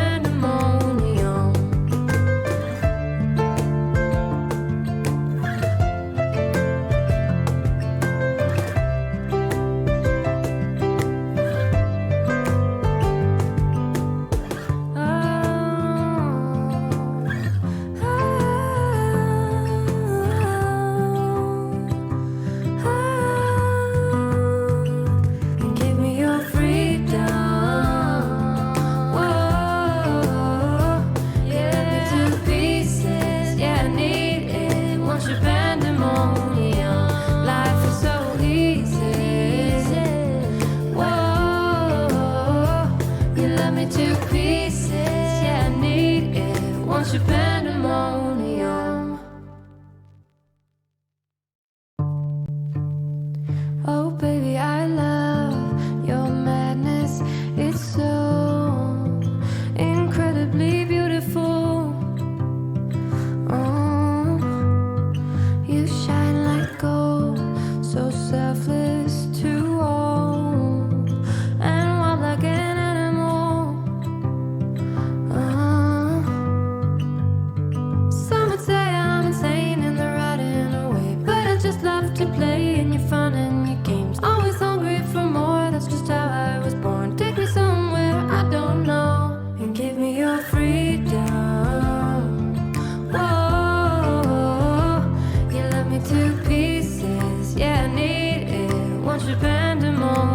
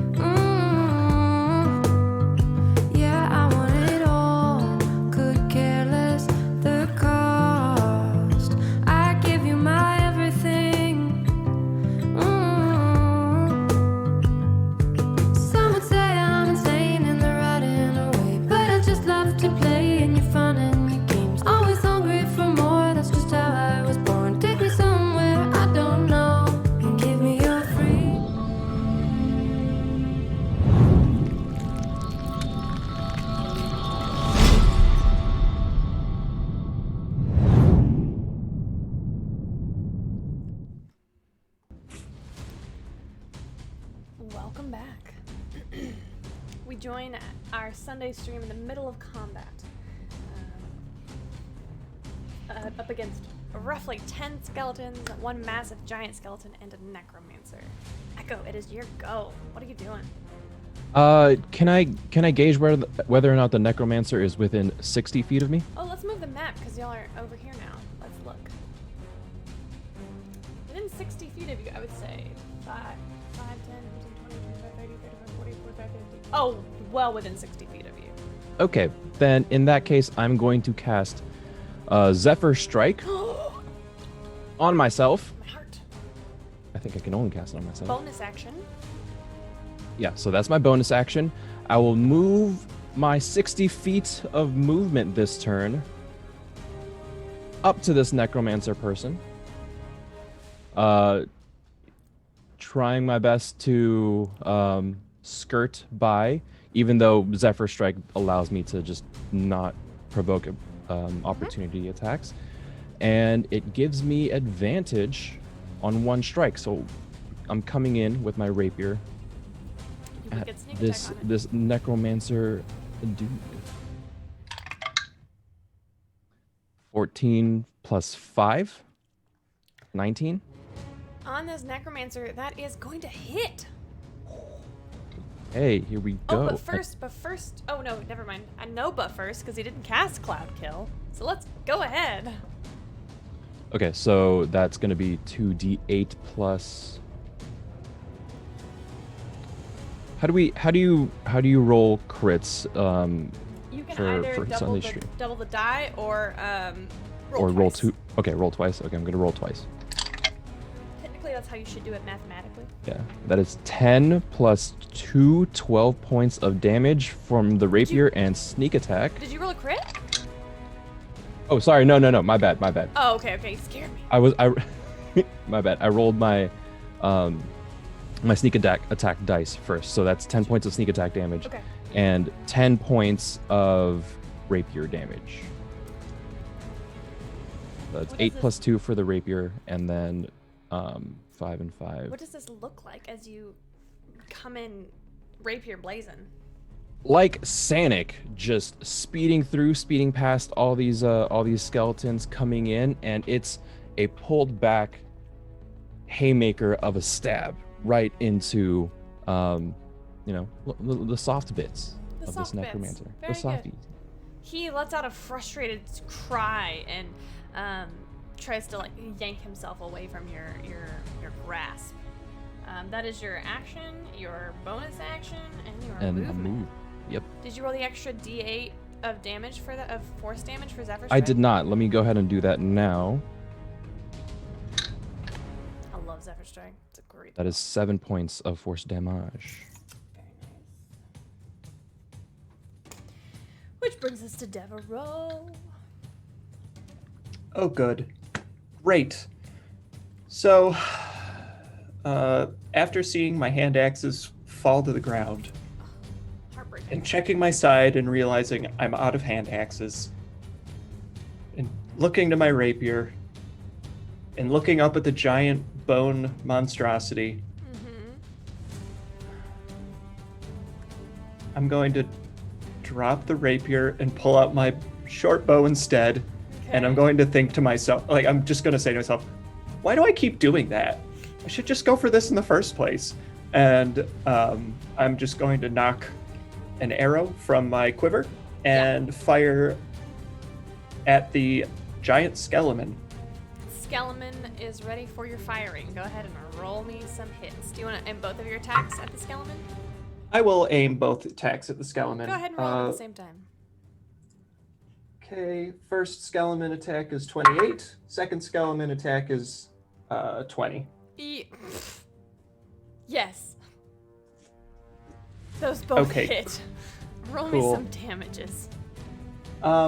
I would like the first strike to be an arcane shot that is going to do the burst arrow. Okay. So that'll deal damage to all all creatures within, what is it, 20? 10 feet? Where is it? There. 2d6 force damage on all creatures within 10 feet. So, Oh, damage. That's two more creatures. Yeah. So, arrow. Ugh. Is not great. That's 2 plus. I always roll poorly on the damage. Oh, yeah. 6 damage with the arrow. Okay. The arcane shot does 10 extra bursting damage. Okay. And then the explosion on the rest of them. It's like I haven't used this in a while. Oh my gosh. Is going to be 5 force damage in a shot. Okay, so Kiri, before you can even strike again, both this front and back skeletons are knocked out by your friends. Beautiful work, and this one is taking. You said 5 points of damage on this one. Yeah. And then I realized I only rolled damage for my one short bow shot, so the other one's going to deal 5 damage. So that's 11 bow damage. All right. Your arrows. You fire 2 arrows from your short bow, hitting this skeleton. They strike true, and they do a little bit of damage, but this giant skeleton seems unperturbed, unbothered. It's a beefy boy. Bonus action? Honestly, I think for this fight, I'm going to, after shooting, seeing the minimal damage and the big skeleton still standing perfectly undisturbed, I'm going to reach for my neck and hold the necklace that Tessa had given me so many weeks ago, and I'm going to whisper to it, stand tall like the stag and be affected by heroism for the fight. Beautiful. Kiri.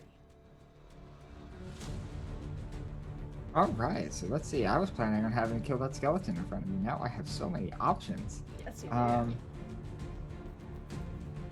You know what? This weapon is already magical. So what I am going to do is I'm going to. How close is Deborah from me now? 30 like feet. 30 feet. Okay. 25 and between 25 and 30 feet. Okay, sure. So what I'm going to do is I'm going to use my bonus action to give Deborah a bardic inspiration. How do you inspire Devereaux? As this arrow comes from my perspective out of fucking nowhere, because I'm looking in this direction and this thing zooms by my face to knock the skeleton over. I just sort of almost shake my head as in like, of course I should have expected this. Like, and sort of under my breath, I mutter the Sylvan word for beautiful. And over by Devereaux, a small plant blooms and pushes its way out from underneath the snow and just gently sort of twists its way around their lower leg. And that will be my bardic inspiration. And for my movement, I'm going to move the 10 feet, I guess, up to Skeleman? Big Boy up here. And I'm going to make 2 attacks. First one is a 9 plus 7 for 16. Pretty sure. All right. Yeah. No, I'm sorry. Second- Wait, did you say 17 or 16? 16. That will not hit, unfortunately. All right. Second one is 11 plus 7 for 18. Yes, that does. All right, sure. So that would be 1d8 plus 4. This one, 8. All right, that'll be 10 damage total. Okay. My smite does necrotic damage, so I'm not going to Actually, fuss with that right now. these are skeletons. Doesn't matter about. Well, yeah. Oh, it doesn't matter about necrotic damage? Nope. Okay, well. Would you like to use a divine smite? You know what? I'll save it for next time. Okay. All right. All right, so 10 damage and I'll pass my turn. That's it. Those were your 2 attacks. brings us to the Necromancer. He is PO'd, as the kids say. He's unhappy. So what I wonder why. he is going to do is he is going to bust out the big guns. A 60-foot radius sphere. Each creature in that area. Let's see. What do I want to do? No, I think he's still gonna do. No, let's fucking do it. He's not above preserving these creatures. Let's do 60-foot sphere. A 60-foot radius sphere. 60 feet. That's a huge area. Let's do this. 5, 10, 15, 20, 25, 30, 35, 40, 45, 50. 5, 10, 15, 20, 25, 30, 40, 45, 50, 55, 60. God damn. Ah! That's a lot. That's a lot. Is big. Oh, that is big.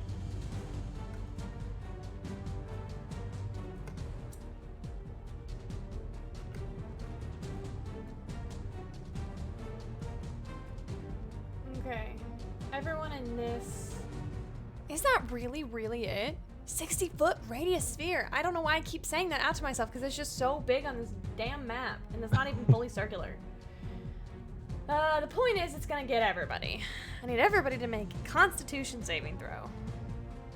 Everyone. Everyone except for Echo. Actually, you know, he's gonna move around you. That's what, because he's a smart person. So he's just gonna step over here. Quick question. and Is this a answer. poison-based saving throw? Poison-based? Or That's a no. does it... Okay, cool. Well, I rolled a 20, so con save is 24. 10 plus 1, 11. 21. 14 plus 8 for 22. Ooh. Finley fails. 1, 2, 3, 4, 5, 6, 7, 8, 9, 10. 10, 15, 20, 23, 24 points of necrotic damage. 24 points of necrotic damage to anybody who failed, which is Finley. 12 points of necrotic damage to everybody else. I failed with a 21. I I'm rolled sorry, the Echo. 11. Echo. I'm so I sorry. was like, wait. Okay. Finley, Devereaux, Kiri take 12. Everybody, Echo takes 24 points of damage. And as what's this- the DC for my con save to maintain Zephyr Strike? It should have ended after you used that attack, Oh, that's right. unfortunately. So no DC.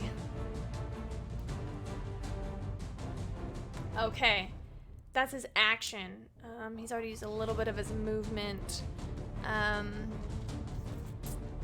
He is going to look at you, Echo, look you right in the eyes and say, "Begone! I have important work to do here." He's gonna try, okay? Yeah. Finley! You're waiting. I'm gonna get as close as I can. 5, 10, 15, 20, 25, 30. There you are. Okay. And thank you. You knew.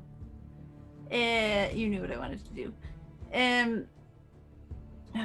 1, 2, 3, 4, 5, 6, 7, 8, 9. Why did I count like that? I'm not within 60 feet of the necromancer, right?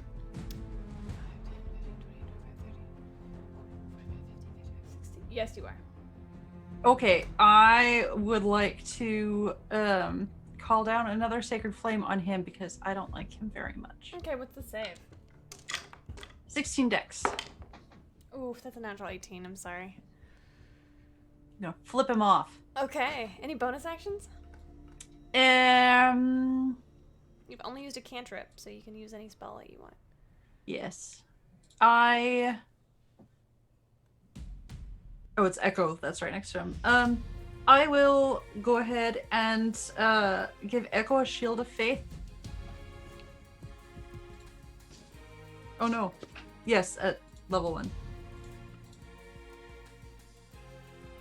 What's the range on Shield of Faith? 60. Sweet. Echo, you have a +2 to your armor class. Unfortunately, so even though you bring down this sacred flame, he sort of, you watch as he waves it away with a quick wave of his hand, and your flames go to the side. You feel frustration well within you. Action bonus, action movement. It is the giant skeleton's turn. Here we go. Kiri! You watch as this giant skeleton wields this giant scimitar, this massive thing. It's gonna make 3 attacks on you. That's gonna be a natural 19, a natural 8, and a 12, so that's gonna be 8. Does a 16 hit you? No. Does a 20 hit you? No. Does a 27 hit you? Yes. 15 points of slashing damage as this creature Oof. takes both hands, brings it down once, you hop out of the way in the snow. Twice, you bash it away with your shield. The third time strikes you right in the ribs for 15 points of slashing damage. You watch as blood begins to pour out onto the snow. It's yours. And it's actually going to start moving away from you. It's going to move around you, and then it's going to leave your melee to get into melee with Finley. I need you can make your reaction of a attack of opportunity if you'd like. As it leaves my range, and as definitely as I notice it is going towards Finley, I yell "coward" at the top of my lungs. And I would like to put a smite on this if I can. Please do. If you hit. Woo-hoo-hoo, that's a natural 20. All right. I am here for this. All right. So let's see. That is... Hold on. I have not done this in a long time. I need to just double check my smite damage. It's 1d8 for every... No, 2d8 and then another d8 for every level. Maximum 5d8s. You get an additional d8 for undead. Undead, yeah. Up to that maximum of 5. So... Yeah, okay, so it's going to be... I'm going to do a 3rd level smite, so it's going to be a total of 4d8 from the smite. Should It's it be 2 5? levels. So first level's 2. First level's 2. Third level... The second level is 2. Undead for 4. Oh, so you're only casting at 2nd level. Yeah, I only have 2nd level. Okay. My Yeah, apologies. so 4d8 for the smite, another 1 from the sword, and then I'll just double that. Kill him! So that's 6, I mean, you probably won't, but you could try. 10, 18, 22, 24, 24 points of damage plus... 24 before crit? No, that is with the crit. Okay, 24 with crit. 24 with the crit plus my... I just need to Modifier. track down my modifier on here. Plus 4. So 28 damage total. Sweet. I need my calculator. Oh, additional pin for security. Leave me alone.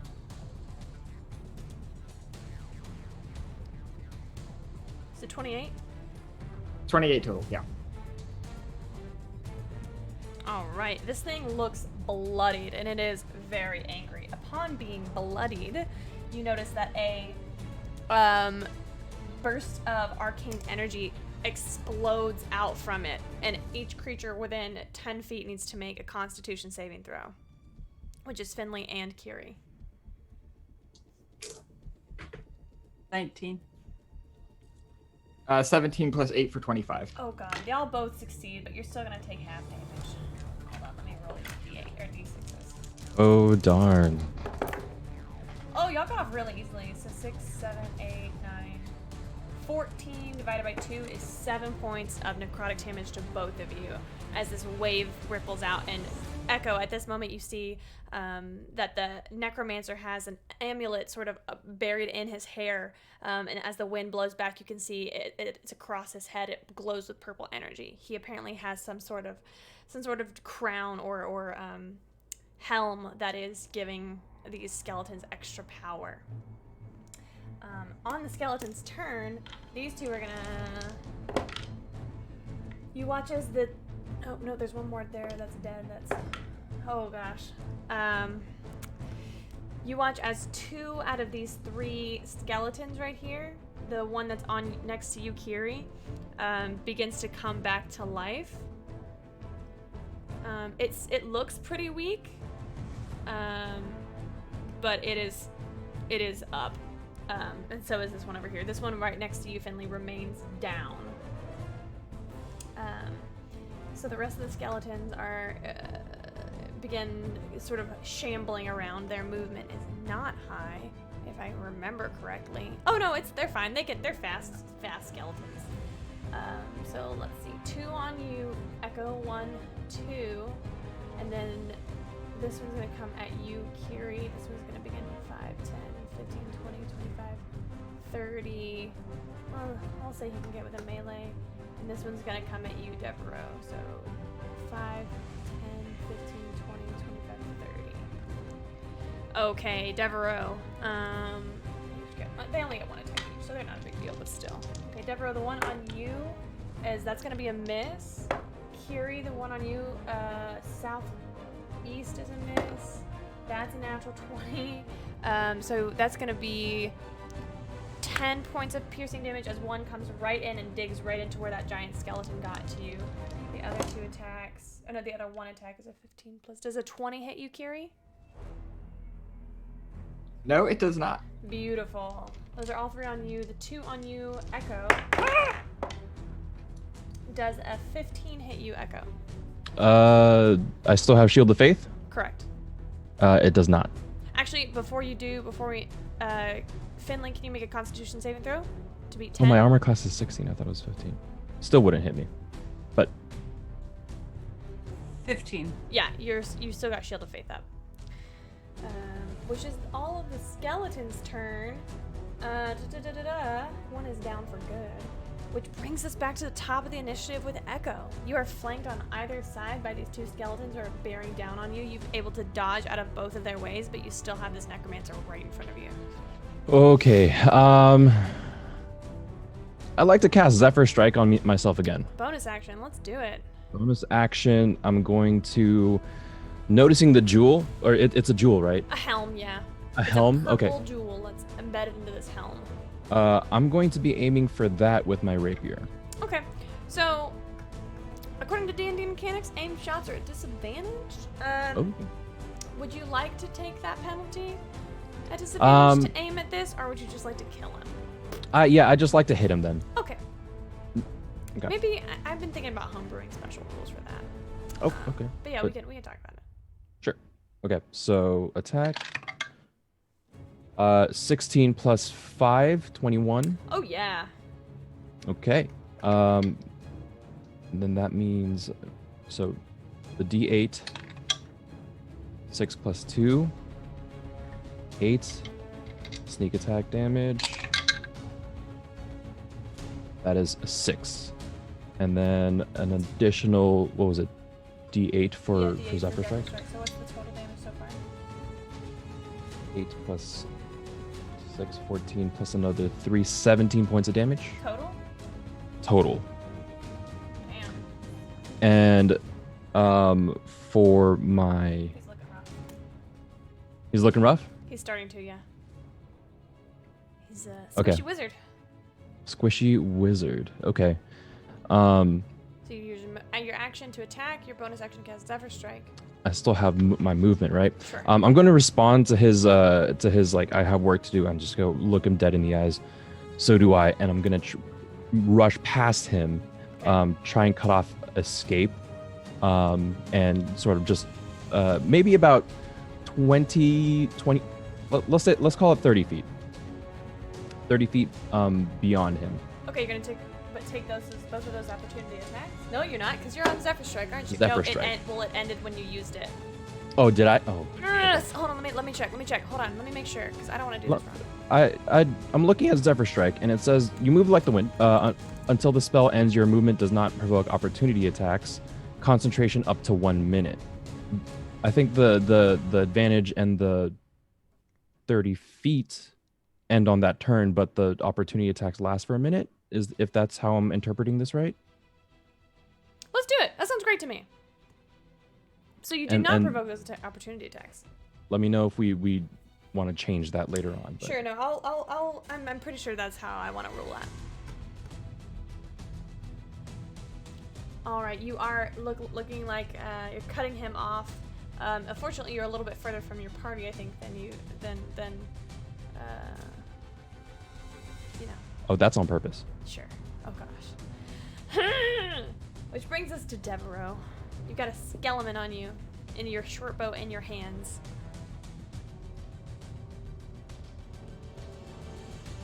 Rude. I'm trying to fight here. At the start of my turn, as a heroism, I get 2 hit points back, Yay. which is great. And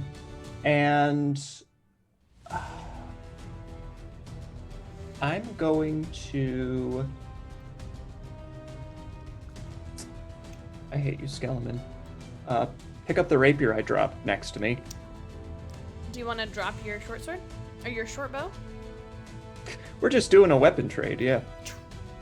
Yeah. So free object interaction to drop. Nothing to drop. Free object interaction to pick up your rapier. You want to use your action to stabby stab? Yeah, I'm gonna have to stab the skeleton. Oh, I'm gonna use Halfling Luck on that one. And that's gonna make it slightly better.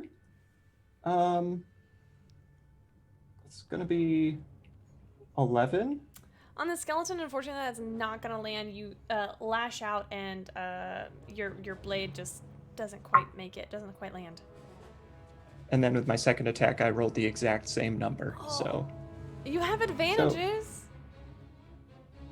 Oh, I do, don't I? Yeah. How many do I have? You have you have 1 from Daxara, and then earlier it looks like you have 1 crit and 1, 2, 3, 4, 5 advantages. So 6 advantages God. total.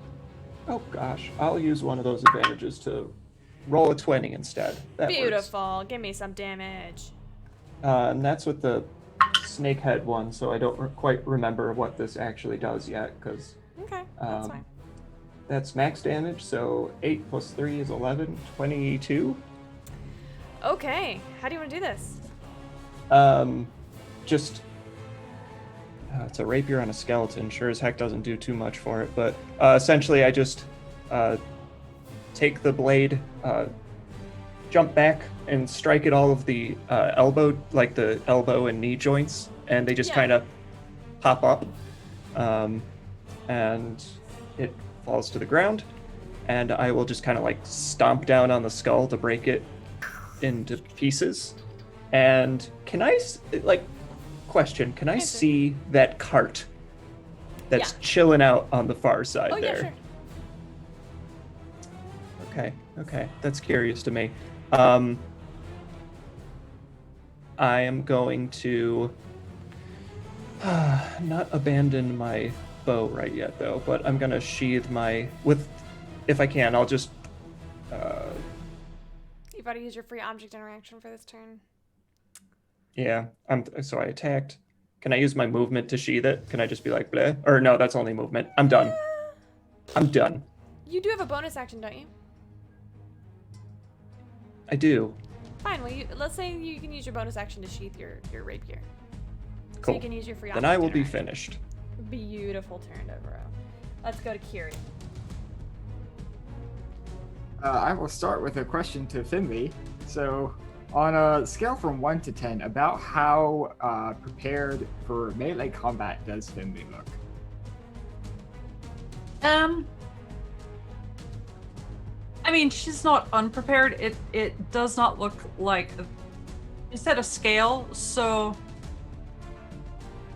a 4. She looks determined, but she's not ready in her warhammer. Okay, sure.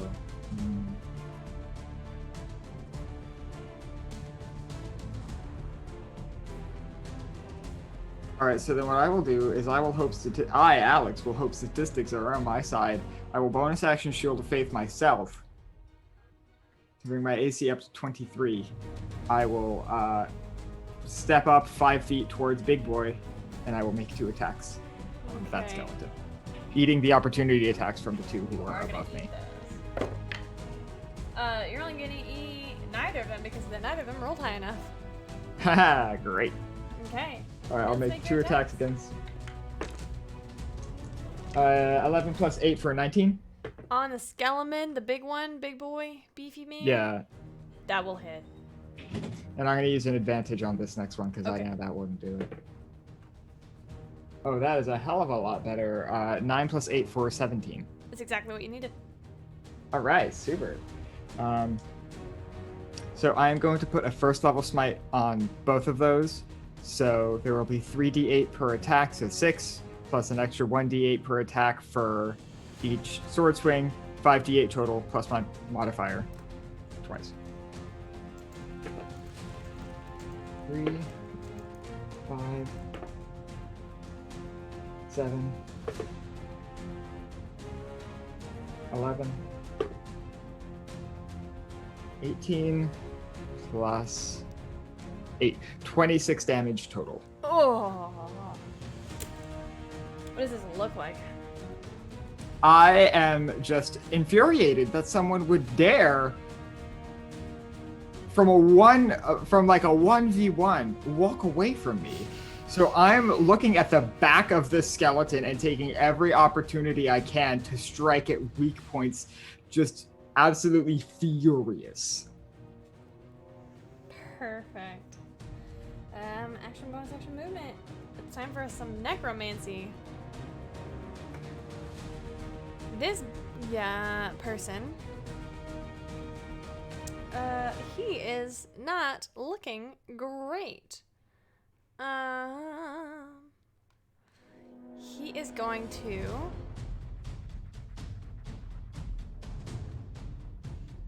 let's see what he wants to do. He's actually going to look at you, Echo, and growl, and he's going to run towards you, use his action to cast Vampiric Touch. And that's going to be love it. a 24 to hit. 24 is gonna hit. So 4d6 necrotic damage.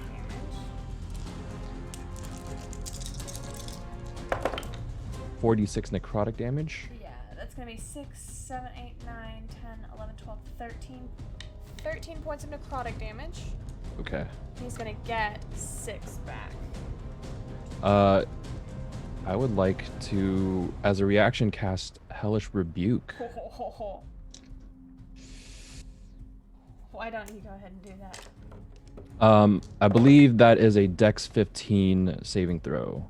So he did roll a natural 20. Oh, balls. Okay. I know. It was my lucky die, sorry. You're good. That's gonna be 10 points, reduced to half. Okay, so he only gets 1 point from you. All right. And then he is going to begin to run north. He's going to go 5, 10, 15, 20, 25, 30, right here. He does not provoke an attack of opportunity since you have already used your reaction. Yep.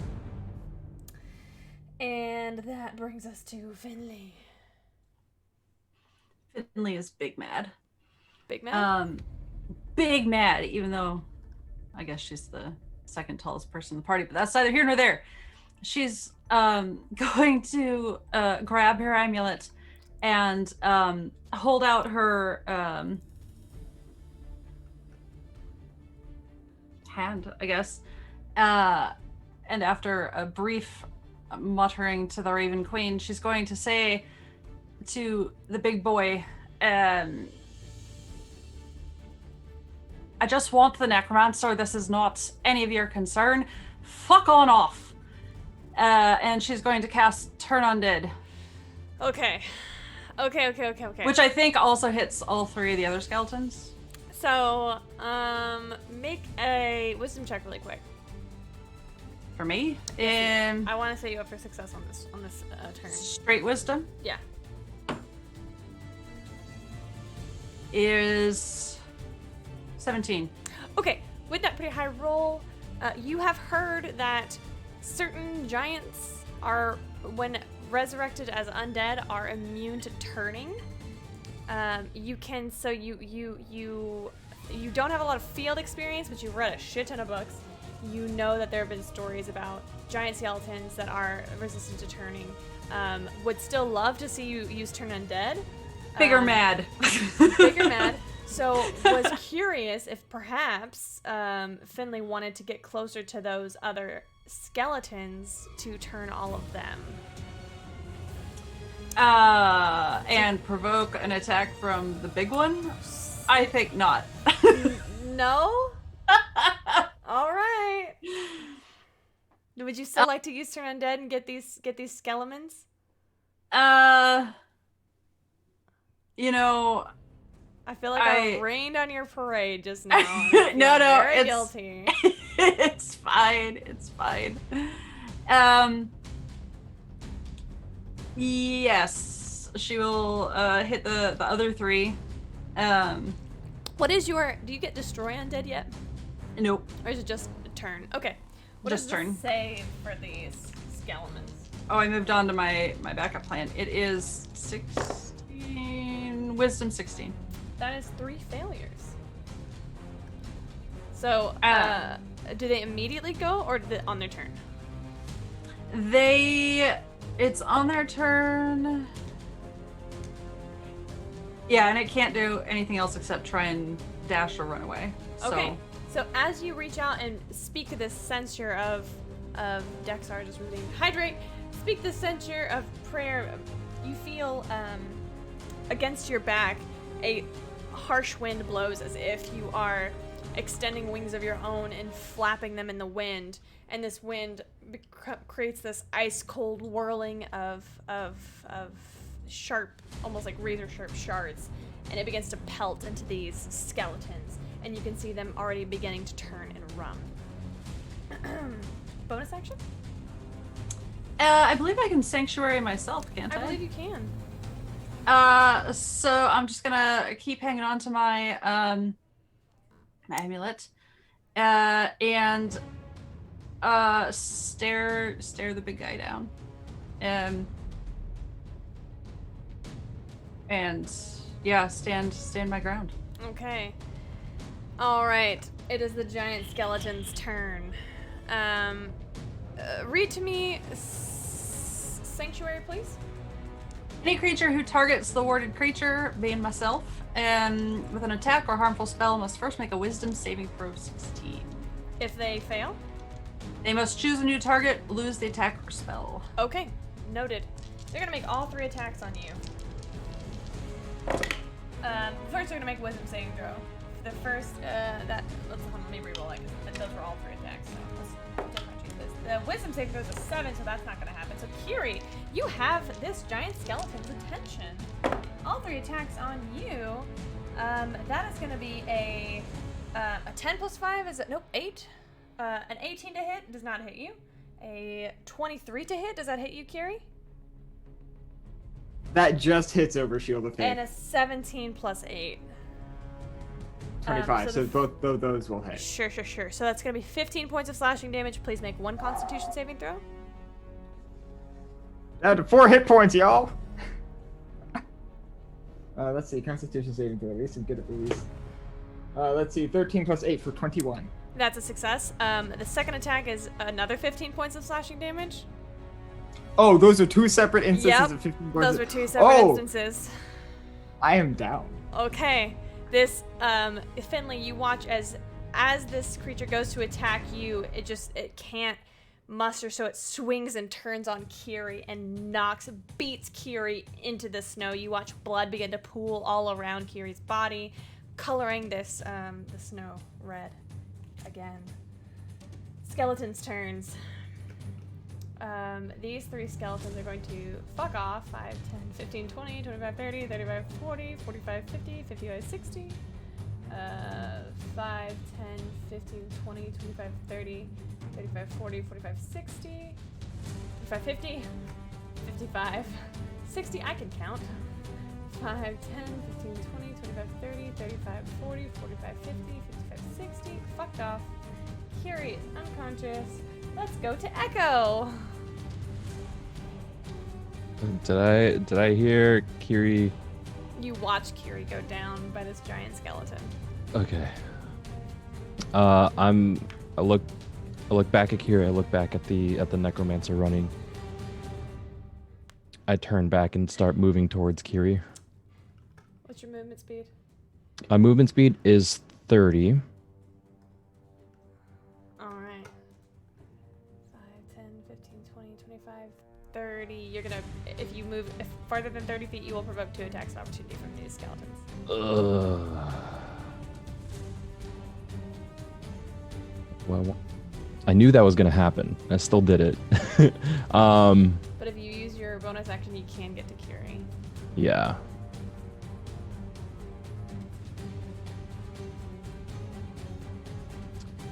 What are you gonna do? I don't know what I want to do. I am going to. Yeah, I'm gonna incur. I'm gonna move up. I'm gonna Okay. incur those 2 attacks of opportunity. Oh god, I'm so sorry. 17, 18, 19, 20, 21, 22 to hit, Yeah, that's gonna hit. and a 21 to hit. That's gonna hit. Oh, I rolled a no. 15 and a 16 and a 17. I'm so sorry. That's Luckily, okay. they're not that bad. Yeah, I'm also at 13. That's 10 points of piercing damage total. Oh, okay, okay. Ugh, okay. So you run, you see Kiri fall down, you begin to run, and these skeletons both take attacks, slicing right down your side and your back. More blood sort of slices into the snow, and you get to Kiri's limp form. You have your action. I do have my action. Okay. Can I like? Oh no, I can't because I have no more movement, do I? Okay. I'm going to use my action to. Can I use my action to use my master tactics feature? What is it? Can you read it to me? You can use the help action as a bonus action. To a target creature within 30 feet. What are you trying to do with this? I'm trying to give one of my other allies that are up help them. Can you copy and paste it to me so that I can see it? Sure. It uses a bonus action, which I have already used Sure, for but my movement. I'm always usually here for swapping out anything that you can do with a bonus action. I think you should be able to do with an action. Great. To aid an ally in attacking a creature, the target of that attack can be within 30 feet of you if you can hear you. So who do you wanna give aid to? Or help to? Who's been consistently attacking? Kiri. Kiri's down. Devereaux? Devereaux. Yeah. In case Finley wants to do some heals. Okay. Alrighty. Kiri, Devereaux. So that's an advantage on my next attack? Yes. Yes. Okay, on anything. On your next And attack. On and the way I do that, I'd be like, "Hey, ugly." Excuse me? No, not you. Excuse me. All right. Well, I'm going to, seeing Kiri getting pulverized by the skeleton, instinctively, I'm probably going to yell out, "Kiri, no!" And see that our new best friend runs over. I'm curious what Echo's plan is. And I was like ready to go sprinting over, but seeing Echo crouched over the body and also directing the skeleton's ire at the same time seems a little counterintuitive for keeping my friend safe. So I'm going to start shooting at the big old skeleton and see what happens. So attack 1. I'll use an advantage on that. Okay. Oh wait, I have advantage. Yeah. Okay, so wow, that was bad. That's a 14. Unfortunately, that's not gonna hit. Second attack action. 21. Yes. All right. This is my magical short bow, so that's 8 points of damage. Okay. I'm gonna use my bonus action to action surge. Ooh, you don't need to use your bonus action to action surge. You just action surge. Action surge. Action Yeah. surge. And I'm gonna attack again Twice. with more arrows. Yeah, Oh, that's a 20. that'll hit. Oh, that's a 20. Oh, that's a 3. So 7, 14 damage. Okay. And the next one, I will use one of my advantages from my reserves for that. Yeah, that was worth it. 21. Well, hold To on, hit? hold on. That hits.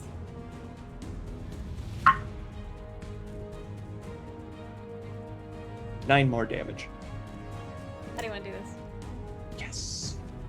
So, as it kind of starts to turn towards Echo, I pull the bow, and I mean this giant skeleton seems to respond to everyone. So I yell to it instead. Hey, turn and face this way, please. And as the eye sockets kind of come into view, I just start peppering arrows into them, and you can kind of hear the arrows like ricocheting around in the skull as they're just like going straight into the hole, like at a carnival game. And then the head just kind of starts to crack and breaks into a whole bunch of pieces, and it just kind of falls apart. It does, and as it does so, it's going to let go of one final burst of arcane energy. I need Finley and Echo to make a Constitution saving throw. So I take that damage too, though, right? No, you just fail one death save. Okay. Fail one death. That's a 4. Oh, that is 18 plus 1. 19. That's a success. That's so it's gonna be 16 points of necrotic damage to Finley, 8 points of necrotic damage to Echo. Echo's down. Oh no!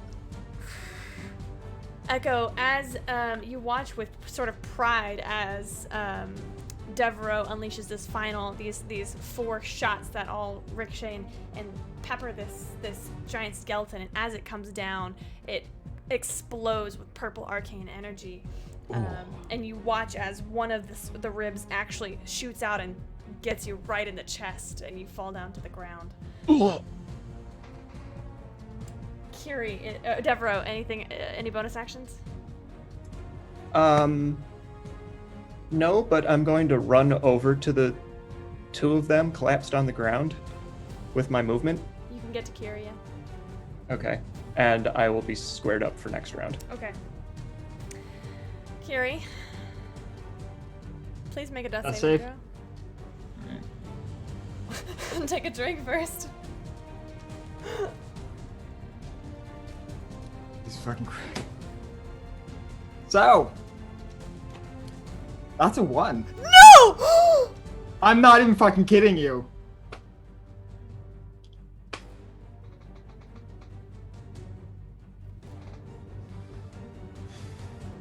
So, pause. We're gonna put a pause on this. Hold on.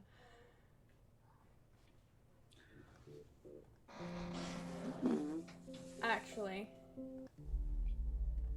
Kiri, you are, per Camille's rules of D&D, you are conscious, though incapacitated, as you take those 2 hits. You can see this skeleton bursting and feel the wave of necrotic energy roll over your form. And there have been other situations like this where it has been up to chance whether or not you succeed.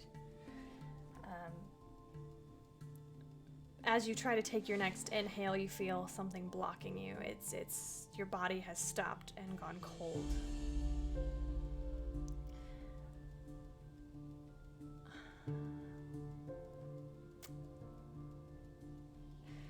There are many images that flash before your eyes. You see Salix and Kendall. You see Devereaux, Echo Finley. You watch Zephyr in all of her different forms. But the one that you long to see is her, is your queen. As you feel that icy cold grip of death grasping your heart, a puff of perspiration or what's it called, like steam or whatever. Oh my gosh, the words are not coming to me. You exhale and you can see your breath in front of you, and your vision goes black, and you feel a pair of icy hands behind your neck pulling you in closer to nothing, to emptiness, to void.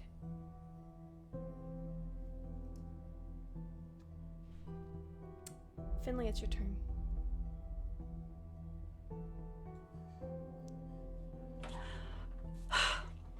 I'm going to rush over to Kiri and just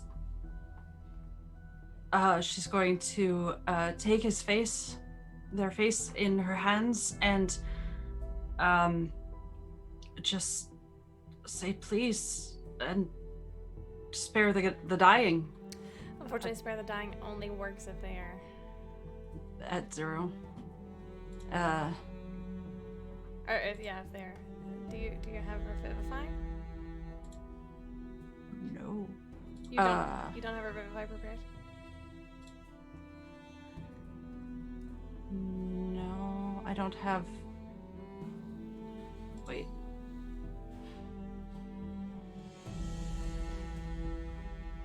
Wood in my You'd have the components.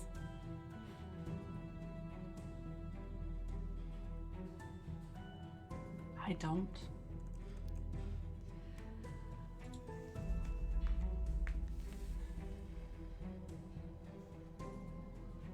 She should have, because she would have been knowing she was going on. You can say you have it. I have it. Look at that. Look at that.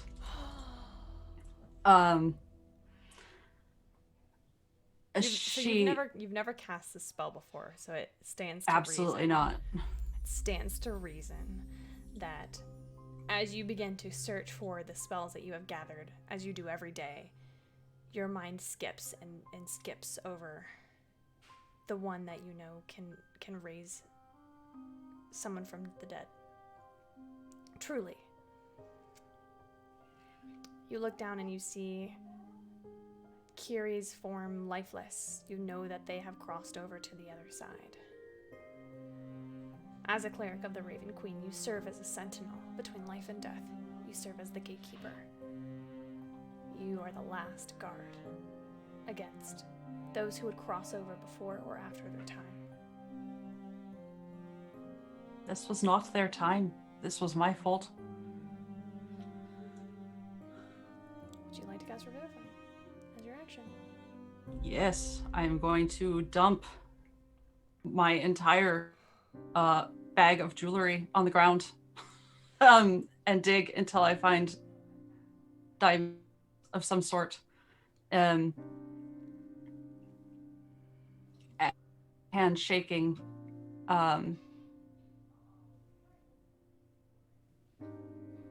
Pray and hope that it works. I need you to, as per our death rules, I need you to roll a wisdom check. So this is a proficiency plus wisdom plus a d20. I would like to remind you that you currently have 3 advantages. Or 4 Me. advantages. Me or Alex? You do, Finley. Oh fuck. Okay. Yeah, let's use an advantage, please. Okay. The DC, so Kiri, have you ever died before?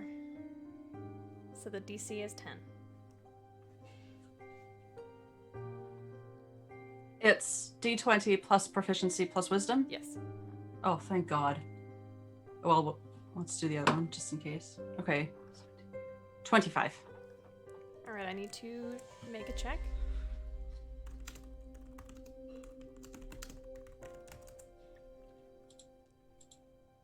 You dump out these jewelry, heirloom pieces, things that you've acquired throughout your life, a few things that Zytharia passed on to you as well to help with material components on casting your cleric spells.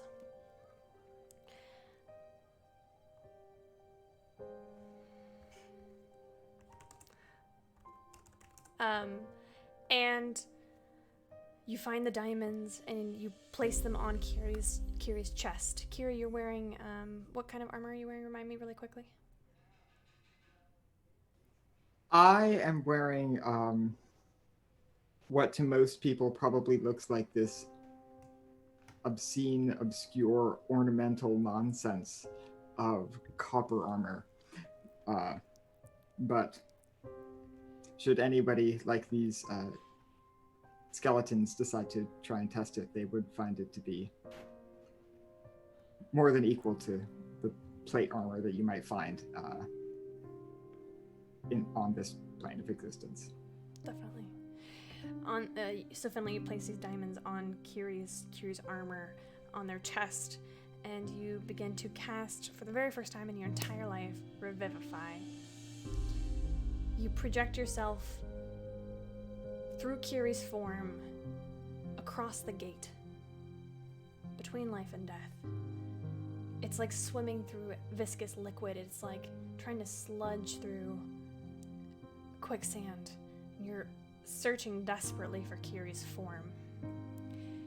Kiri, you hear Finlay's voice calling to you.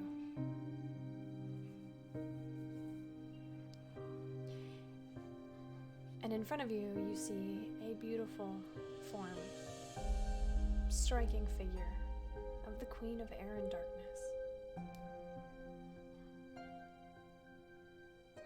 What do you do?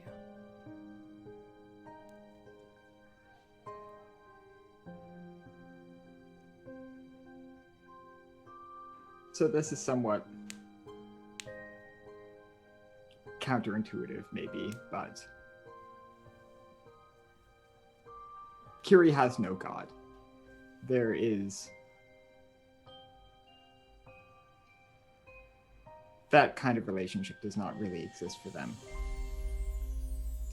The Queen of Air and Darkness is both something less than a god in that she can be related to on some level, and yet also something more than a god in that she can be related to. She can be understood, and she understands you. Like a person. Less like a far off, distant force of conceptual energy. On seeing her, I walk up, draw my moonblade, take a knee, and offer the moonblade up towards the Queen of Air and Darkness. What would you have me do? Time seems to have come to a slowing, halting stop as she stands over you in a gown of pure ice. You see her take a pale finger and run it across the blade that you have offered.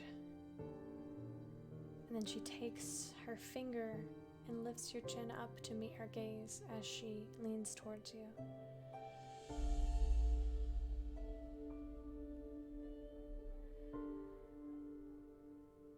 I need you.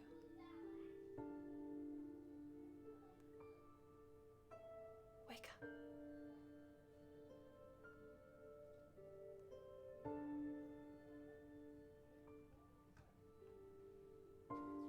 Given one previous and singular interaction with the Queen of Air and Darkness, I would dare to. As she sort of lifts my chin, take her hand in mine, to kiss the back of her hand. As I do this, I will do my very best to wake up. So your soul is free and willing. Yes. Finley, as you were, for you, time has come to a stop as well as you are.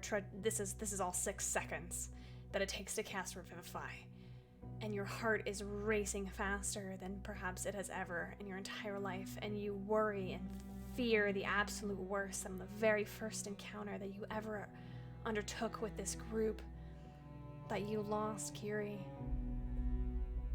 And then as you are metaphorically swimming through this darkness, you reach your hand out and an icy one grasps yours.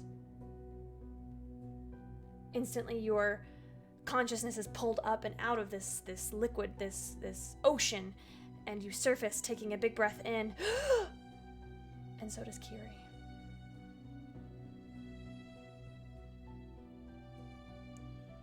For my part, I'm mostly laying flat on my back, sputtering.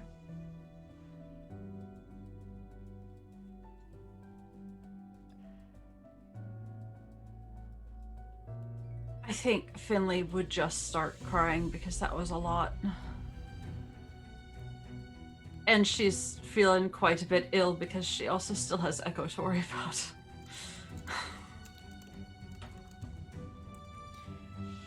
It goes giant skeleton. Echo, I need you to make a death saving throw.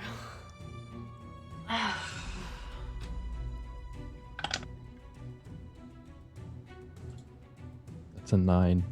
It's a failure. Devereaux. You see both Kiri and Echo in various stages of unconsciousness, and Echo sort of spluttering as well, a few coughs leaving his lips. It's your Are turn, those other Apollo. skeletons approaching us? It would have been the skeletons' turns. Yeah, they would. Sorry, I skipped their turns. These two would have been approaching. So 5, 10, 15, 20, 25, 30. Yeah, they would be coming after you. It all seems like a blur now, though. What would you like to do? Sorry, I got panicky. I'll put a hand on Finley's shoulder for a brief moment. Try and just like catch your eyes, and like you're crying. I'm probably teary-eyed right now too because of largely similar reasons. But seeing there's breathing going on for Kiri, I'm gonna basically whirl around behind you and basically kneel down in front of Echo and see this like giant rib piece sticking out of your chest. And there's not much time to lose here, so I'm going to basically prop Echo up, drop the bow that I'm holding. I'm like watching these skeletons coming up as I'm standing there, and I grab the rib piece that's sticking out, and as you're sitting there, I look at Echo and I say, "This might hurt," and I'm going to yank it the F out, and then like as soon as it comes out, I just throw it, and I feel this warmth burning on my back where like my feathers are, and I'm going to channel that warmth, and as I do so, I place my hand where the wound was, and for the briefest moment, my eyes change. Did we ever say what the color of my dad's eyes were? Mm-mm. Okay. I think maybe.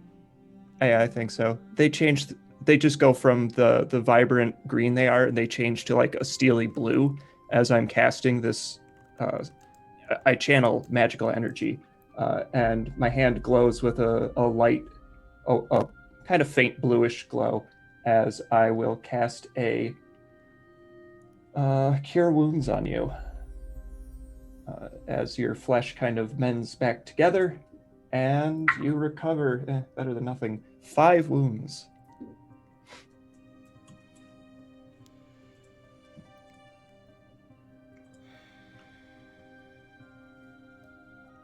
already used my. That is your action. Any bonus actions? No, not really. I can't really do anything else. So, kind of seeing you at least a little more conscious. I kind of clasp your shoulders, and I'm just like, "You good?" And that's me. Echo, Oh, good. You, upon that failed death save, you feel your body begin to tighten and ice over almost from the cold of the ground. And the image of your childhood home, whichever one, flashes, that one, flashes before you, and you catch a glimpse of your mother's beautiful smile before you are awoken, returned to your body, returned to the current moment by Devereaux. I will say, for the sake of the last 7 minutes of stream, that you are able to take care of those two skeletons. Do y'all do anything beyond that?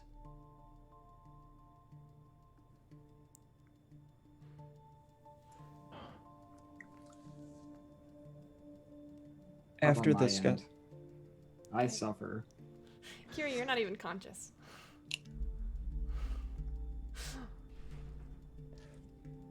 after the skeletons are dispatched, is that cart still there? It is. All right.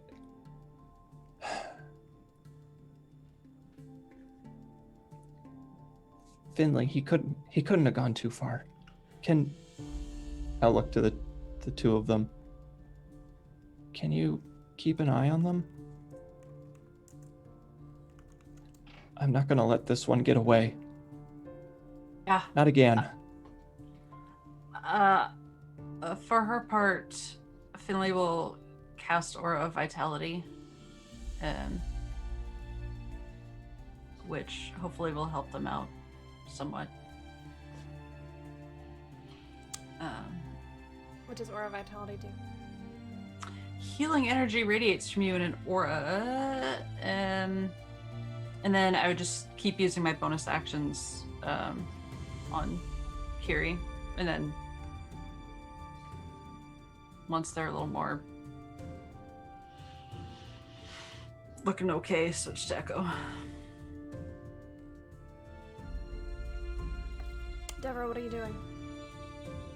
I was going to try and see if, not like during this session, obviously, but I was going to try following his footsteps in the snow Okay. to track him. I'm not letting this one get away.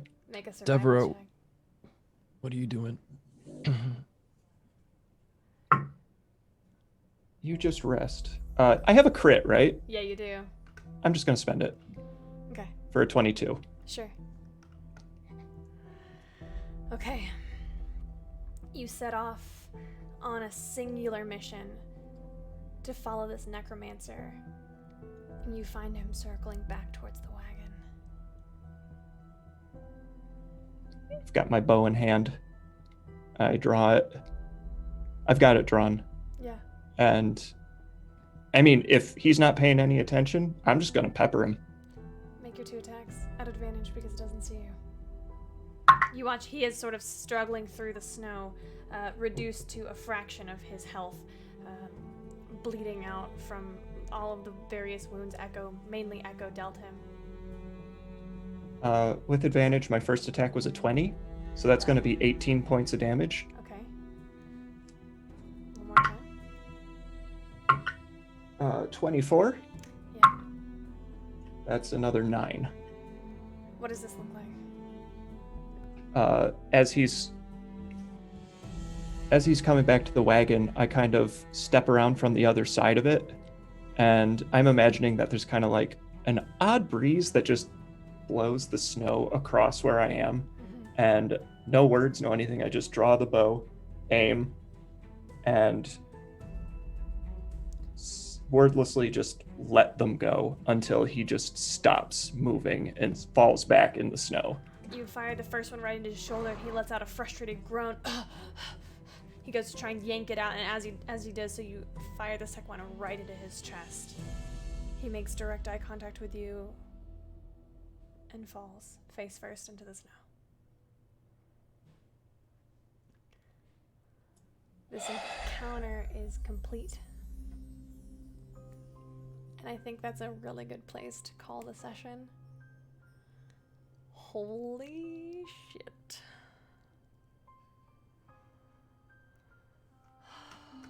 Everybody take a big breath with me.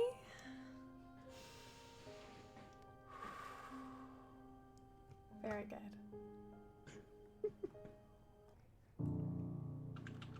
All right, let's go ahead and sign off.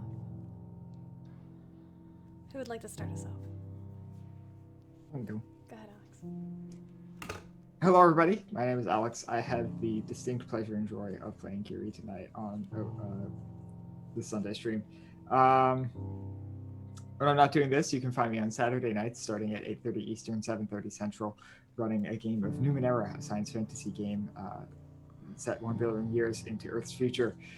We just had our first session last night, and it was wonderful beyond description. And if you enjoyed this session, I would very much encourage you to catch up on our VOD and catch up on our second session next Saturday at 8:30 Eastern. Beyond those two things, you can find me on Twitter at AxolotlCure. And that's all I'm really working on. I had a blast tonight, and I had a lot of favorite moments of the session, but I think, if nothing else, but because of proximity, I loved Dev just wordlessly trudging out into the snow to track this person down, and with no comment or ceremony, just firing off their bow a couple of times to wrap up the session. I just thought that was really cool. And that's all I got. Thank you, Alex. Who's next? Hi, we can use that as a segue to me. Hi, I'm Ren, and I had the joy of playing a humorless, merciless killing machine tonight. Just kidding. I played Devereaux Thistlebrook, and when I'm not playing in our Sunday stream, I am starting to do some gaming streaming on my own Twitch channel, which can be found at... You cut off? You muted. I'm muted. You can find me on Twitch and Twitter at Thorny Dryad. That's like a prickly bush.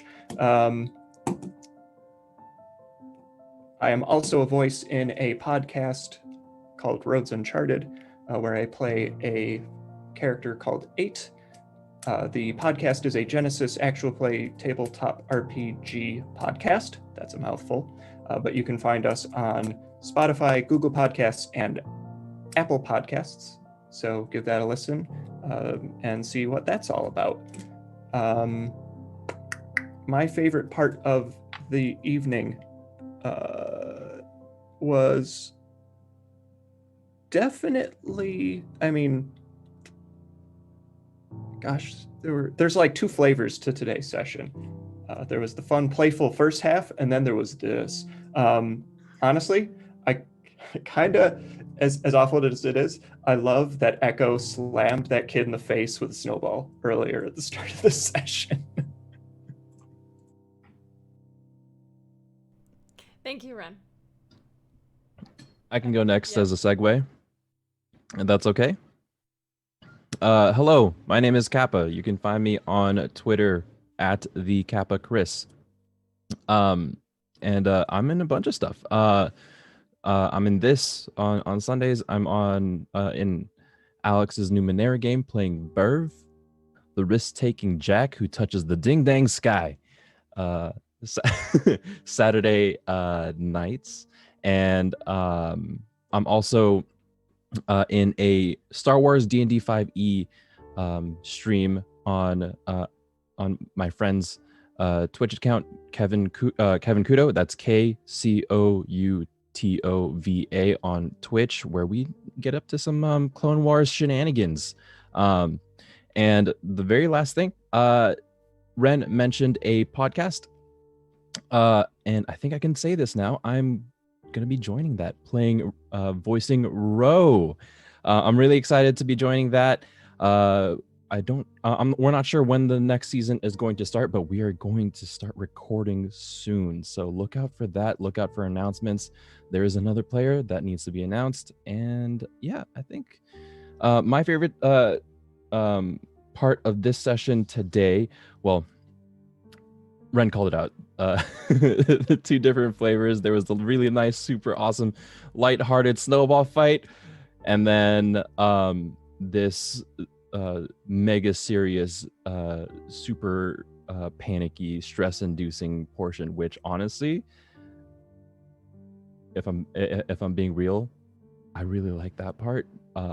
This whole seriousness was handled very well. And I love how everyone involved played it and was into it. This is wonderful to see this happen and see how invested we are, even after just two sessions. Oh, so that's me.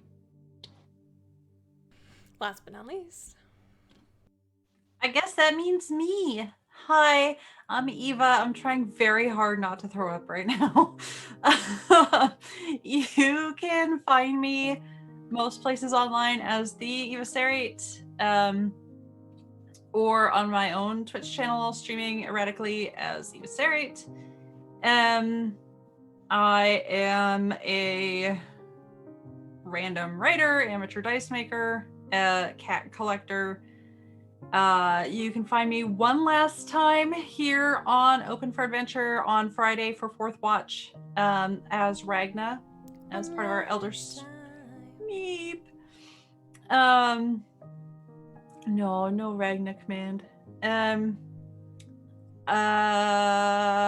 my favorite part, I have to process on like the whole back half. So we're gonna go with the snowball fight, in general. I thought was delightful, and I'm glad that Philly was able to participate at the end. And I think just like the whole balance of fluffy nonsense, and on the other side, the the back half. thank you, Eva. I'm Camille. You can find me on Twitter at CamilleDoesDND. You can also find the channel on Twitter at Open4Adventure. I do lots of stuff on the channel mostly. I don't do anything outside the channel because I don't even have enough time for all my channel stuff, so why would I go other places?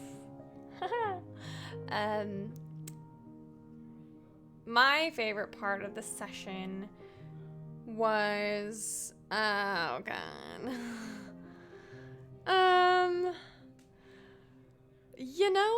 I loved the fight. I did, but my favorite moment was Devereaux using Cure Wounds for the first time.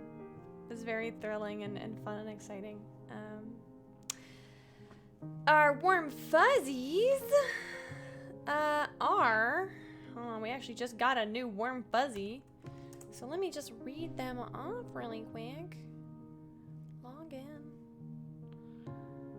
Okay, I know a lot of them from Heart, so give a warm shout out to Belle Chavez and Sev and Christina and Andrew Fellowship of the Tables May Have Gifts. Andrew Fellowship of the And Rick O. Gamer Rick O. Lives. Gamer Lives. Patrick.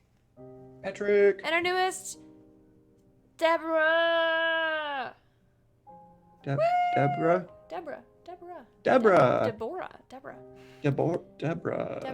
I'm just ruining everything. It's fine. Okay, Go, friends. Deborah. Thank you. All right, friends. We're going to go have decompression and calm the fuck down. Don't forget to always love one another, and we'll see y'all same time, same place next week. All right, y'all. Have a good one.